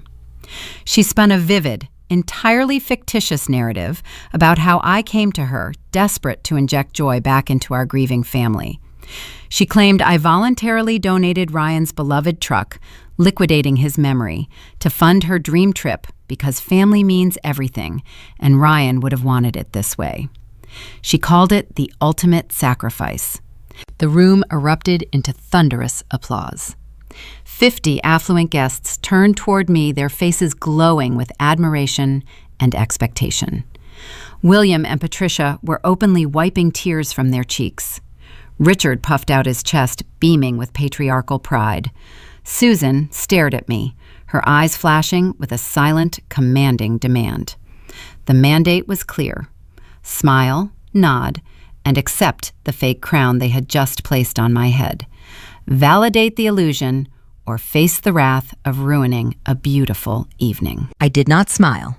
I did not nod. I did not reach for my champagne flute to return the toast. In my profession, an audit is not an argument. It is a presentation of verified data. When a supplier breaches a contract, you do not debate their intentions. You lay the shipping logs on the table and let the numbers speak. Tonight, I was auditing my own family. The documents in my folder were the unassailable metrics of their betrayal. I felt no fear, only the cold, sharp focus of an operator executing a final procedure. I placed my linen napkin on the table. I picked up the heavy manila folder resting on the chair beside me, and I stood up. The physical act of standing changed the entire atmospheric pressure of the dining room. The applause began to falter, tapering off into a confused, scattered smattering of clapping before dying away. The silence that replaced the ovation was thick and heavy. It was not the comfortable quiet of a captured audience. It was the sudden, breathless tension of a room realizing the script had just been abruptly altered. The crystal chandeliers seemed to dim as the collective breath of 50 people hitched in their throats. I gripped the cardboard edge of the folder, feeling the solid, undeniable weight of the certified documents inside. I stepped away from the periphery and walked with measured, deliberate steps toward the very center of the head table. I did not look at the 50 guests. I locked my eyes directly on Jessica. Her performative smile began to fracture, replaced by a flicker of genuine panic. She recognized the cold, flat expression on my face. It was the exact same look I wore when auditing a failed supply chain. I shifted my gaze to Susan and Richard, watching the smug satisfaction drain from their features, leaving behind a hollow, terrified realization that they had entirely miscalculated my breaking point. Finally, I turned to Connor, the risk-averse accountant who was about to learn the true cost of his upcoming marriage. I kept my voice perfectly level. I did not need to shout. The acoustics of the silent room carried every syllable with lethal clarity. I told the room that I think it is time everyone saw exactly what kind of sacrifice funded this wedding. The trap was sprung. The silence in the private dining room possessed a physical weight. It pressed down on the linen tablecloths and suffocated the ambient glow of the crystal chandeliers.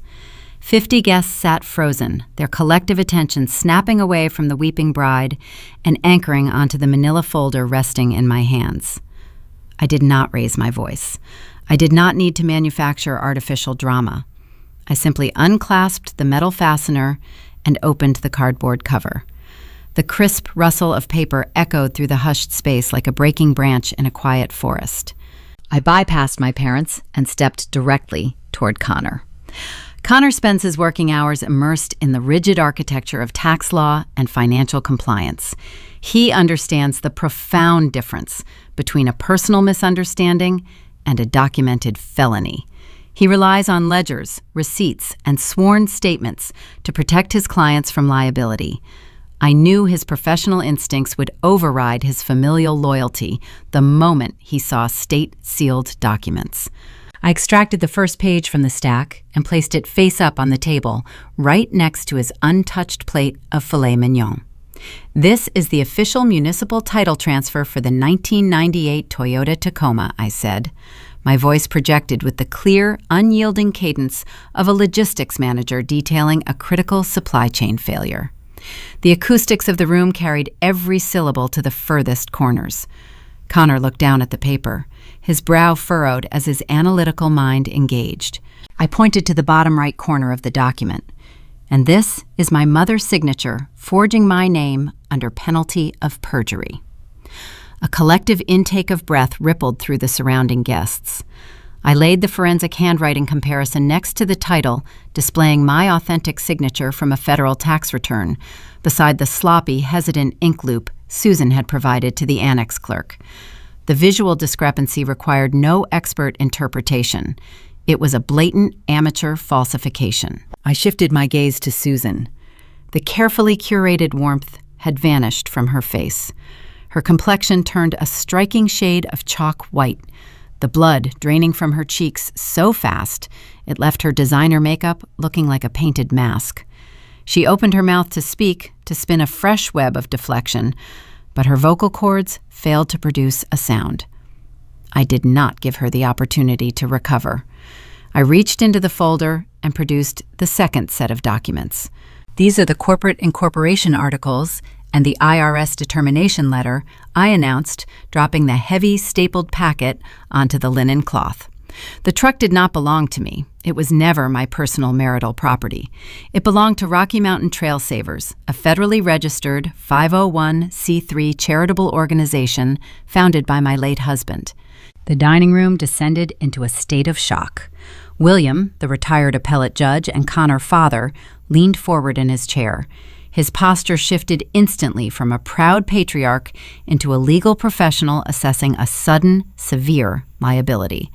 Patricia covered her mouth with a manicured hand, her eyes darting between the paperwork and my parents. Richard tried to intervene. He relied on his decades of commercial real estate intimidation tactics, attempting to push his chair back and stand up to dominate the physical space. He opened his mouth, his face flushing a dangerous shade of crimson, intending to shout me down and order me out of the restaurant. I did not flinch. I did not step back. I simply tapped my index finger against the raised federal seal on the corporate charter. "Sit down, Richard," I commanded, keeping my tone frigid and precise. "You are currently standing in front of 50 witnesses, holding a glass of bourbon purchased with stolen charity funds." The sheer, undeniable weight of the paperwork forced him back into his seat. His bluster evaporated, replaced by the dawning realization that his bullying tactics held zero currency against documented federal law. He sank into the upholstered chair, his knuckles turning white as he gripped the armrests. I turned my attention back to the table, pulling the next layer of evidence from the file.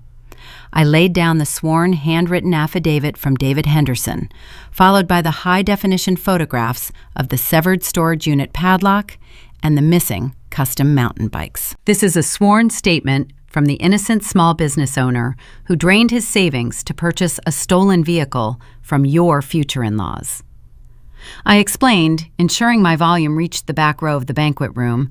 "And these are the security photos documenting my father breaking into a commercial storage facility 3 weeks ago to loot specialized sporting equipment belonging to the same nonprofit entity." The illusion of the generous grieving widow shattered, replaced by the stark, ugly reality of my family greed. I looked directly at William and Patricia, addressing the respectable lineage they held so dear. "My parents did not fund this beautiful honeymoon with a heartfelt gift," I stated. "They funded it through felony corporate embezzlement, grand theft auto, and identity fraud." The words hung in the air, acidic and permanent. I informed the room that I had already forwarded the entire dossier to the State Charitable Fraud Division, the Municipal Auto Theft Task Force, and the Internal Revenue Service. I explained that the criminal investigations were no longer a future possibility, but an active, unfolding reality. I turned my focus to Jessica. The golden child was trembling, her hands gripping the edge of the table so tightly, her fingernails dug into the fabric. The carefully constructed narrative she had weaponized on social media was disintegrating in real time. She looked at me with wide, terrified eyes, searching for a trace of the compliant sister who always absorbed the damage to keep the peace. She found nothing but cold, logistical resolve. "I did not pay for your honeymoon, Jessica," I said, delivering the final definitive sentence with surgical precision. "You are flying on stolen, non-profit assets." The silence that followed was absolute. No one reached for a wine glass. No one cleared their throat. The entire room remained paralyzed in the wreckage of the revelation. I closed the empty manila folder and tucked it neatly under my arm. The presentation was over. The audit was complete. The facts had been delivered to the stakeholders. I looked down at the table. Connor had not spoken a single word since I placed the first document near his plate. His eyes were locked on the corporate incorporation papers, tracing the federal tax identification numbers and the explicit liability clauses. His breathing was shallow and rapid. The gears of his certified public accountant training were turning with frantic speed, calculating the catastrophic legal exposure of tying his Social Security number to a family currently under federal investigation. He slowly reached out and picked up the forged municipal title. His hands were shaking.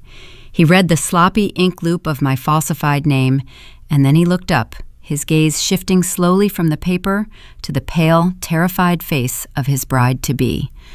The quiet alliance of their engagement was standing on a trapdoor, and the lever was about to be pulled. Connor held the corporate incorporation charter in his hands.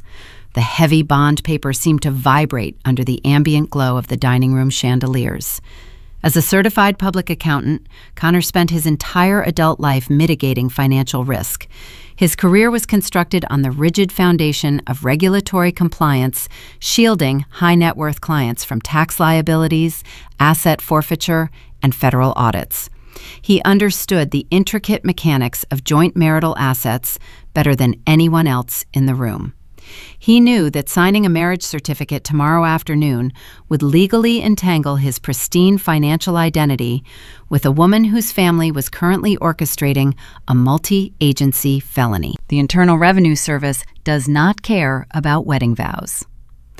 The State Charitable Fraud Division does not care about seating arrangements or floral deposits. They care about stolen property and criminal conspiracy. I watched his eyes scan the federal tax identification number printed at the top of the determination letter. I saw the exact moment the romantic illusion evaporated, replaced by the cold, calculating survival instincts of a financial professional. Marrying Jessica meant inviting federal investigators into his home, scrutinizing his bank accounts, and auditing his firm. It meant potential disbarment. It meant professional and personal ruin. He dropped the paper onto the linen tablecloth as if the fiber itself had burst into flames. Jessica recognized the sudden, drastic shift in his posture. The golden child who had spent 29 years manipulating every narrative to serve her desires suddenly faced a variable she could not control with tears or charm. She lunged forward, her manicured fingers grasping the sleeve of his tailored suit jacket. She began speaking in a frantic, rapid cadence, her voice pitching upward into a desperate shrill. She told Connor not to look at the documents. She insisted I was suffering from a severe psychological breakdown caused by my husband passing away. She spun a frantic, chaotic fabrication, claiming I had printed fake documents off the internet because I was bitterly jealous of her happiness. She pointed a trembling finger at me, calling me an unstable, crazy widow who wanted to destroy her perfect day out of pure spite. She begged him to ignore the paperwork, promising that her parents would explain everything later, in private, away from the prying eyes of his family. Connor did not look at me. He did not look at the forged title again. He slowly turned his head away from his frantic bride and focused his gaze directly on Susan and Richard. If my parents had possessed an ounce of innocence, they would have reacted with righteous indignation. They would have stood up, demanded an explanation, and defended their honor against such severe allegations. Instead, they offered the most damning evidence possible: paralyzed silence. Susan was weeping without making a sound, her mascara running down her pale cheeks as she stared blindly at the table. Richard was slumped in his chair, his jaw slack, avoiding eye contact with the man he had planned to call his son-in-law. They had no counter-argument. The paperwork was impenetrable, and their guilt was radiating across the banquet room. Connor studied their terrified expressions. The final piece of the puzzle locked into place. He gently but firmly detached Jessica from his suit sleeve, peeling her fingers back one by one. He stood up his chair, scraping loudly against the thick carpet. He looked down at the woman he was supposed to marry the next morning. "You stole from a dead man charity," Connor said. His voice was not loud, but it was laced with a profound, icy disgust that cut through the room like a scalpel. He looked at her as if she were a stranger, holding a stolen wallet. He reached up and unbuttoned his suit jacket. He slipped it off his shoulders and draped it over the back of his chair, a deliberate physical shedding of the alliance he had almost entered. He turned his back on Jessica and walked over to where his parents were sitting in stunned silence. William and Patricia looked up at their son, their faces pale with shock. Connor leaned down, placed a hand on his father's shoulder, and offered a quiet, formal apology for the disruption. He told them he would meet them at their home. Then, without casting a single backward glance at the weeping bride or the fraudulent in-laws, Connor walked out of the private dining room. The heavy oak doors swung shut behind him with a resonant thud. The departure of the groom acted as a detonator. The wedding was instantly annihilated. The carefully curated social event disintegrated into raw, unfiltered chaos. Jessica collapsed into her chair, burying her face in her hands. A guttural, hysterical scream tore from her throat. She whipped her head up, her eyes wide and feral, and aimed the entirety of her rage directly at me. She shrieked that I had ruined her life, that I was a monster, that I had planned this execution to humiliate her in front of Denver high society. She demanded I fix it. She demanded I chase after Connor and tell him it was all a terrible misunderstanding. Susan pushed her chair back and stumbled toward my end of the table. She reached out her hands, shaking uncontrollably, and tried to gather the scattered documents. She sobbed openly, her carefully maintained image shattered into 1,000 jagged pieces. She begged me to take the papers off the table. She pleaded with me to put them back into the folder and pretend none of this had happened. She operated under the childish delusion that hiding the physical evidence would somehow rewind time and undo the catastrophic reality I had just unleashed. I did not flinch at the screaming. I did not offer a shred of comfort to the sobbing woman hovering over my shoulder. I calmly reached out and placed my hand firmly over Susan's trembling fingers, stopping her from crumpling the forensic handwriting report. I pulled the documents out from under her grasp. I tapped the edges of the papers against the mahogany table, aligning them into a perfect, uniform stack. I slid them back into the heavy manila folder and secured the metal clasp. I picked up my glass of sparkling water. The ice had melted, but the liquid was still cold and refreshing.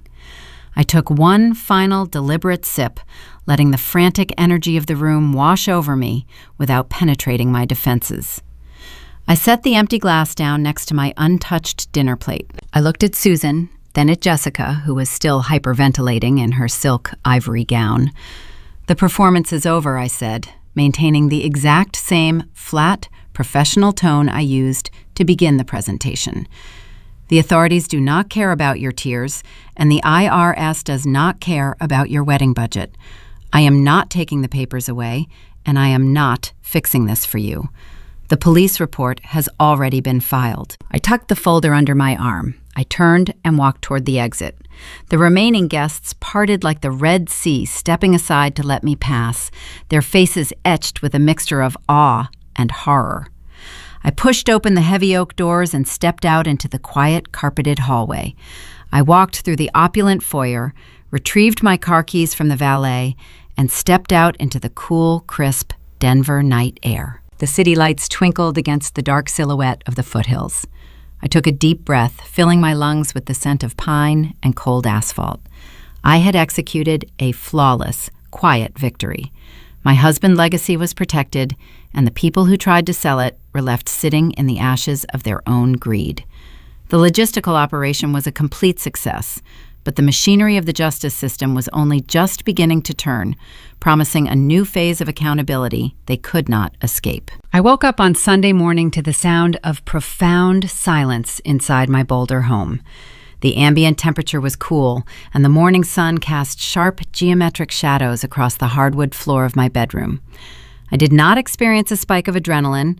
I did not suffer from a hangover of anxiety regarding the events at the Denver Steakhouse. When you construct a strategy utilizing verifiable facts and established laws, you do not need to worry about the structural integrity of your argument. The foundation is poured in concrete. I walked into my kitchen, ground fresh coffee beans, and prepared a dark roast. I sat at my breakfast island, opened my laptop, and watched the digital machinery of the justice system begin to grind my toxic family down to dust. The legal reality set in with the precise, ruthless efficiency of a synchronized audit. I had authorized Mitchell to release the full dossier to the authorities late Friday afternoon, ensuring the bureaucratic gears were already turning while my family was busy drinking champagne and accepting false praise. By 8 in the morning, Detective Reed from the Municipal Auto Theft Task Force formally opened a felony investigation regarding the forged municipal title and the stolen nonprofit vehicle. Simultaneously, an assigned investigator from the State Charitable Fraud Division initiated a parallel probe into the misappropriation of a registered 501c3 commercial asset. The authorities do not take federal charity violations lightly. The moment the stolen property was linked to a tax-exempt environmental organization, the jurisdiction shifted from a simple domestic dispute to a severe corporate crime. The immediate consequence of an active federal fraud investigation is the securing of suspect assets. The state investigator issued an emergency injunction to halt any further dissipation of the stolen funds. Susan and Richard awoke on what was supposed to be their daughter's wedding day to discover that their primary checking and savings accounts were locked. The bank froze their assets pending a full financial review, flagging the recent $22,000 cash deposit as suspected illicit proceeds from a criminal transaction. My parents could not withdraw a single dollar. They could not pay a vendor, buy a tank of gas, or secure a defense retainer. Their financial supply chain was severed. At 8:15, my cell phone began to ring. I did not answer it. In the logistics industry, when a failing vendor calls to complain about a terminated contract, you do not engage in a verbal debate. You let the call route to a recorded line. You collect the data. You archive the communication for the compliance file. The phone rang continuously for 2 hours, vibrating across the granite countertop. When the incoming calls finally ceased, I opened my voicemail inbox. I had received 12 new automated transcriptions. The first audio file belonged to Richard. He attempted to deploy his archaic commercial real estate bullying tactics, operating under the delusion that volume equals authority. He sounded cornered, breathing heavily into the receiver. He ordered me to call the police department immediately and retract my statements. He threatened to hire a team of vicious corporate lawyers to sue me for defamation, claiming he would take my house and my brewery career if I did not fix the frozen bank accounts by noon. He referred to me using language that was harsh and entirely devoid of paternal affection. He issued an ultimatum telling me I had 1 hour to reverse the damage before he made my life a living nightmare. I listened to his tirade while taking a sip of my coffee. Richard failed to understand that his threats were hollow. He had zero financial liquidity to hire a defense team. And you cannot sue someone for defamation when the statements provided to the police are supported by forensic evidence and high-definition security footage. The second notable voicemail was from Susan. She abandoned her smug theatrical superiority, pivoting directly into weaponized grief. Her voice trembled, laced with loud, ragged sobs. She utilized the ultimate manipulation tactic of the toxic parent, invoking the concept of shared biology to excuse felony theft. She begged me to withdraw the charges, crying that she was terrified of going to prison. She pleaded with me to remember that they were my blood, insisting that family members do not press charges against each other. She claimed her health was failing under the stress and that a legal battle would put her in an early grave. Susan believed the word blood functioned as a universal pardon for any transgression. She forgot that I had shed my obligations to her the moment she forged my name to steal from my deceased husband. Biology is an accident of birth. Loyalty is earned through mutual respect. She had forfeited her claim to my loyalty a long time ago. The final crucial audio file came from Jessica. The golden child had lost her crown, her stage, and her audience. Her voice was not merely angry, it was unhinged. She unleashed a frantic, high-pitched verbal assault, blaming me for the total collapse of her existence. Connor did not just walk out of the private dining room. He had returned to his parents' house, conferred with his own legal counsel, and sent a formal written cancellation of the wedding engagement early that morning. His accounting firm advised him to sever all ties with the Mason family to protect his professional licenses. The Bora Bora honeymoon was dead. The country club reception was dead. Jessica was left sitting in an ivory silk gown with no groom, no future, and no subsidized luxury. She screamed into the phone, cursing my name, insisting I orchestrated the entire scenario out of pure, bitter jealousy. I sat in my quiet kitchen and exported every single audio file from my cellular device. I attached the recordings to a secure email. I drafted a concise message and sent it directly to Mitchell and Detective Reed. I labeled the subject line, "Evidence of ongoing witness intimidation and harassment."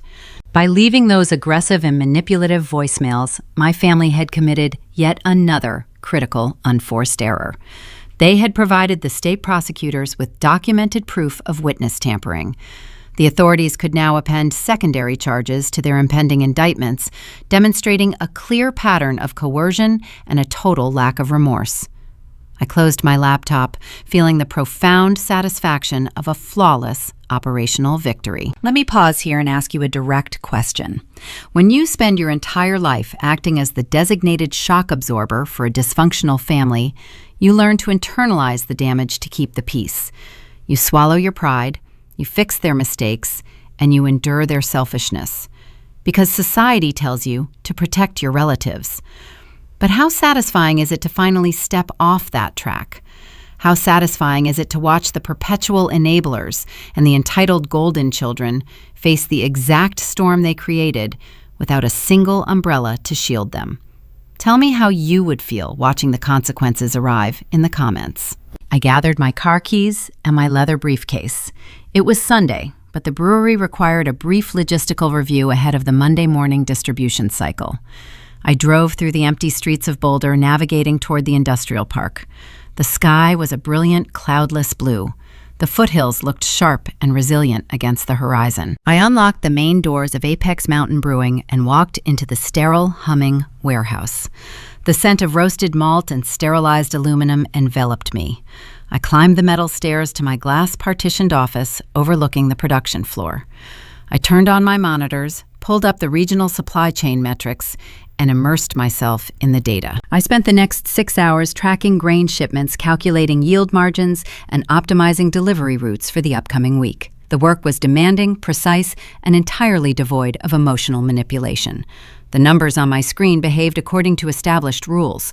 When a variable was inputted correctly, the outcome was predictable and fair. My family was currently locked in a frantic, desperate struggle for survival, calling lawyers who demanded retainers they could no longer pay, and facing a social exile from the wealthy community they so desperately wanted to impress. The conflict had shifted away from my shoulders and landed squarely on theirs. They were experiencing the desperate flailing of people realizing they could no longer charm, cry, or bully their way out of a consequence. I sat in my office chair listening to the rhythmic hum of the fermentation tanks below. The peace I felt was profound. It was not a temporary calm born of avoidance. It was a permanent tranquility built on the solid foundation of immovable facts. The machinery of the justice system was running efficiently, guided by the paperwork I had carefully prepared. The legal avalanche had buried them. But the criminal charges were only the first phase of their reckoning.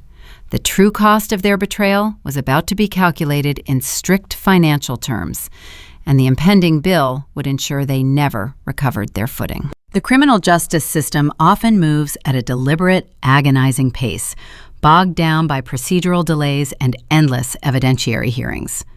Financial ruin, however, arrives with the swift, unforgiving precision of a mathematical equation. In supply chain logistics, when a ledger falls out of balance due to internal theft, the corporation does not rely on emotional apologies to rectify the discrepancy. The missing capital must be recovered, the deficit must be neutralized, and the responsible parties must bear the cost of the audit. My family had treated my husband's legacy as a limitless credit line. It was time for the principal balance to come due, along with a steep compounding interest rate. The consequences materialized a few weeks following the catastrophic rehearsal dinner. Mitchell, the estate attorney handling the corporate side of the fallout, forwarded the legal updates to my secure email inbox. I read the PDF attachments while sitting at my desk, overlooking the brewery production floor, analyzing their downfall with the same detached focus I applied to reviewing quarterly shipping manifests. Because Susan had falsified my signature on the municipal transfer paperwork, the state declared the sale of the Toyota Tacoma legally void from its inception. The vehicle title reverted back to Rocky Mountain Trail Savers.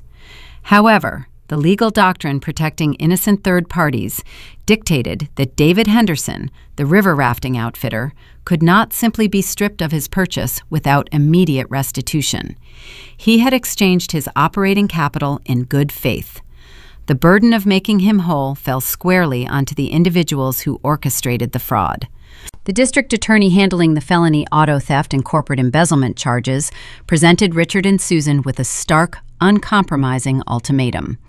They were facing multiple indictments carrying mandatory minimum prison sentences. Defrauding a registered federal charity elevates a standard property crime into a high-profile prosecution. To avoid spending the next several years occupying a cinder-block cell, my parents were forced to accept a harsh, punitive plea agreement. The terms required them to plead guilty to lesser felony charges, accept a prolonged period of strict probation, and agree to immediate, total financial restitution. They were legally mandated to repay David his initial $22,000, but the penalties extended far beyond the truck. The digital security footage I provided from the storage facility confirmed Richard had looted the 2 custom downhill bicycles and the specialized trail equipment. The court ordered my father to reimburse the nonprofit entity an additional $12,000 for the stolen sporting gear. Furthermore, the Internal Revenue Service and the State Charitable Fraud Division levied exorbitant statutory fines against both of my parents for the willful misappropriation of tax-exempt commercial assets. My parents did not possess that level of liquid capital. They had spent decades projecting an aura of suburban affluence, financing their lifestyle and Jessica's perpetual demands through credit cards and rolling debt.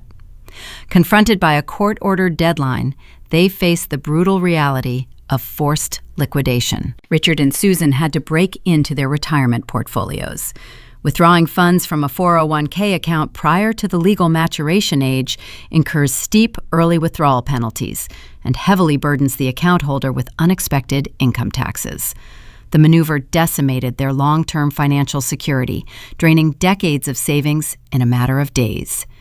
Even after gutting their retirement, the generated capital proved insufficient to cover the mounting legal retainers and the combined state and federal fines. To bridge the remaining gap, they were forced to visit a commercial bank and take out a secondary mortgage on their home. The property they had spent 30 years paying off was suddenly leveraged to the breaking point. They traded their comfortable, secure future for a suffocating monthly payment plan. Their credit scores collapsed.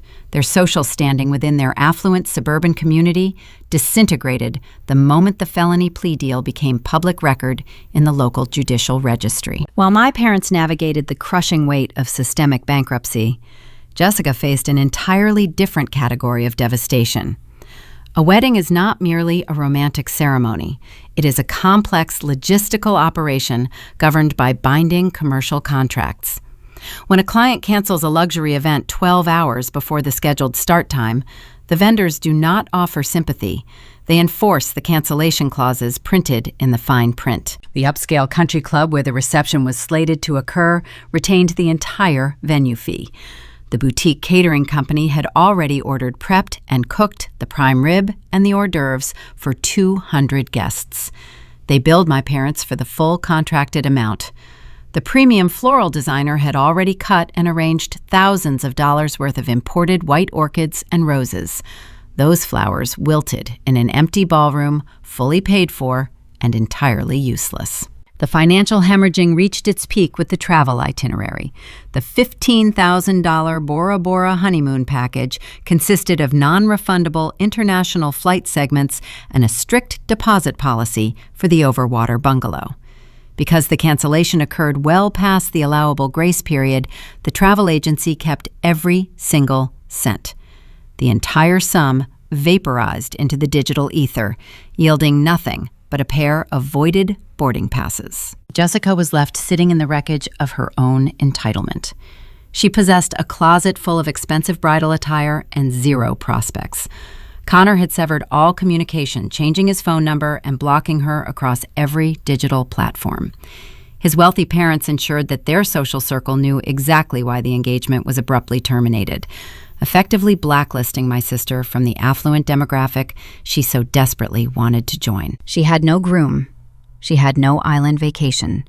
She had no career to fall back on, and her primary funding source, our parents, were now financially crippled and facing years of supervised probation. The golden child who had spent 29 years demanding the world bend to her preferences suddenly found herself living in a reality where her tears held zero currency. I sat in my glass-partitioned office reading the final restitution confirmation from the district attorney. The document outlined the exact transfer of funds returning the stolen capital to the charitable trust account. I closed the digital file. Society often conditions women, especially widows and dependable daughters, to carry the emotional burdens of their dysfunctional relatives. We are taught that setting boundaries is synonymous with cruelty. We are conditioned to feel guilt when we refuse to act as a human shield for the poor decisions of others. I scanned my own conscience, searching for a trace of remorse regarding the fate of my family. I searched for that familiar pang of daughterly obligation that used to dictate my actions. I found nothing. The peace I experienced was absolute. My husband's legacy remained intact. The nonprofit organization received the necessary funds to continue clearing backcountry trails, ensuring his passion survived his absence. The innocent rafting outfitter preserved his livelihood, taking his clients down the river without facing a devastating impoundment. The scales of justice had balanced themselves with pristine mathematical precision. My mother, my father, and my sister had looked at a grieving woman and saw a target. They treated my loyalty as a weakness to be exploited. They pushed their chips to the center of the table, betting my husband's memory against their desire for a luxury vacation. They gambled everything on the assumption that the quiet one would never fight back.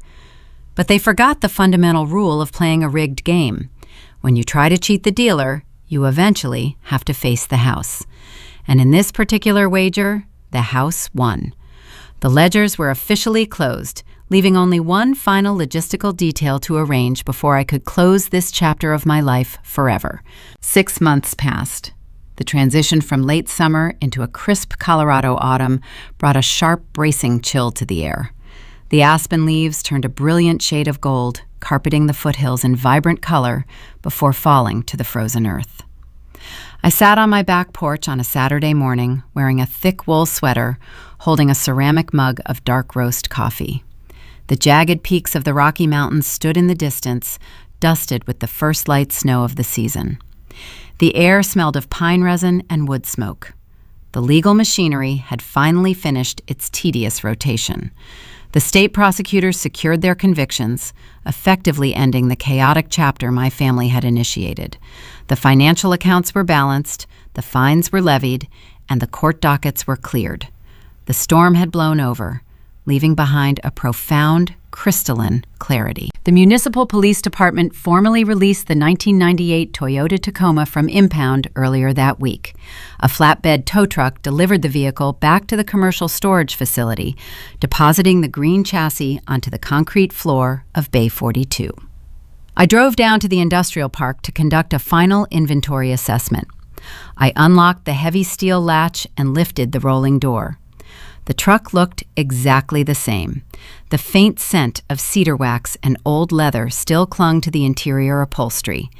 It was a tangible relic of my husband, recovered from the hands of people who viewed it merely as a voucher for a tropical vacation.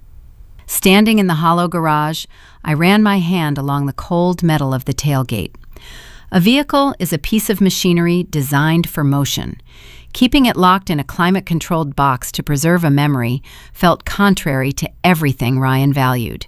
He was a man of action. He believed tools were meant to be utilized, not hoarded as sentimental artifacts. I made a logistical decision based on his founding principles. The Rocky Mountain Trail Savers required operational assets to clear fallen timber and stabilize alpine routes. However, managing the day-to-day administration of a nonprofit organization was outside my professional bandwidth. I reached out to a larger partnering conservation charity based in Fort Collins. They possessed a dedicated crew of backcountry volunteers, but lacked reliable off-road transport. I drafted the transfer paperwork, legally donating the Tacoma and the recovered downhill bicycles directly to their operational fleet. I handed the brass keys to their field director on a Tuesday afternoon. Watching the green truck drive away this time did not evoke betrayal or grief. It brought a profound sense of rightness. The vehicle was returning to the mountains. It would carry chainsaws, shovels, and dedicated individuals up the steep canyon grades, ensuring Ryan's environmental legacy actively thrived in the wilderness he cherished. His work would continue, fueled by the very asset my parents tried to liquidate for a wedding itinerary. Later that evening, my cellular phone vibrated on the kitchen counter. The screen displayed an incoming text message from an unsaved number. It was David Henderson, the river rafting outfitter.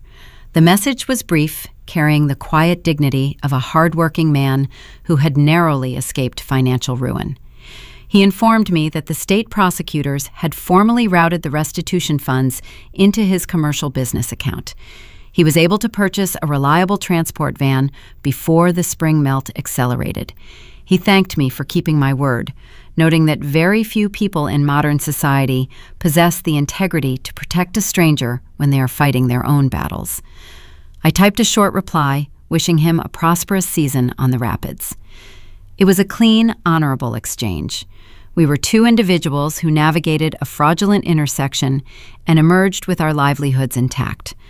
I deleted his contact information, closing the ledger on that specific chapter forever. I have not spoken a single syllable to Jessica, Susan, or Richard since the night I walked out of the Denver steakhouse. My cellular device remains blissfully silent. My residential mailbox contains only utility bills, tax notices, and brewing trade magazines. The absence of their manufactured crises is a beautiful, expansive reality. I do not wonder how they are managing their supervised probation. I do not inquire about the status of their second mortgage, nor do I care if my sister has found a new source to subsidize her vanity. When you remove a toxic element from an operational supply chain, the entire system runs with greater efficiency. My family relied on noise. They used guilt, theatrical crying, and intimidation to force compliance. By severing the communication channels, I denied them their primary weapons. They are marooned on an island of their own making, forced to experience the bitter reality of consequences without a designated scapegoat to carry the burden for them. Society frequently misinterprets quiet individuals. People assume that because a person avoids shouting matches and refrains from throwing emotional tantrums, they are soft. They confuse dependability with submission. Being the reliable daughter, the one who pays her own bills and manages her own grief, does not mean you are a doormat. It simply means you recognize the futility of arguing with people who are committed to misunderstanding you. You do not waste your finite energy yelling at a brick wall. Instead, you utilize that energy to silently build a fortress of your own, constructing a perimeter out of hard facts, certified documents, and unyielding boundaries. You build a wall they can never climb, and you let them exhaust themselves trying to scale it. The craft brewery network I manage recently expanded its distribution footprint into 2 neighboring states. My professional responsibilities demand sharp focus and rigorous auditing.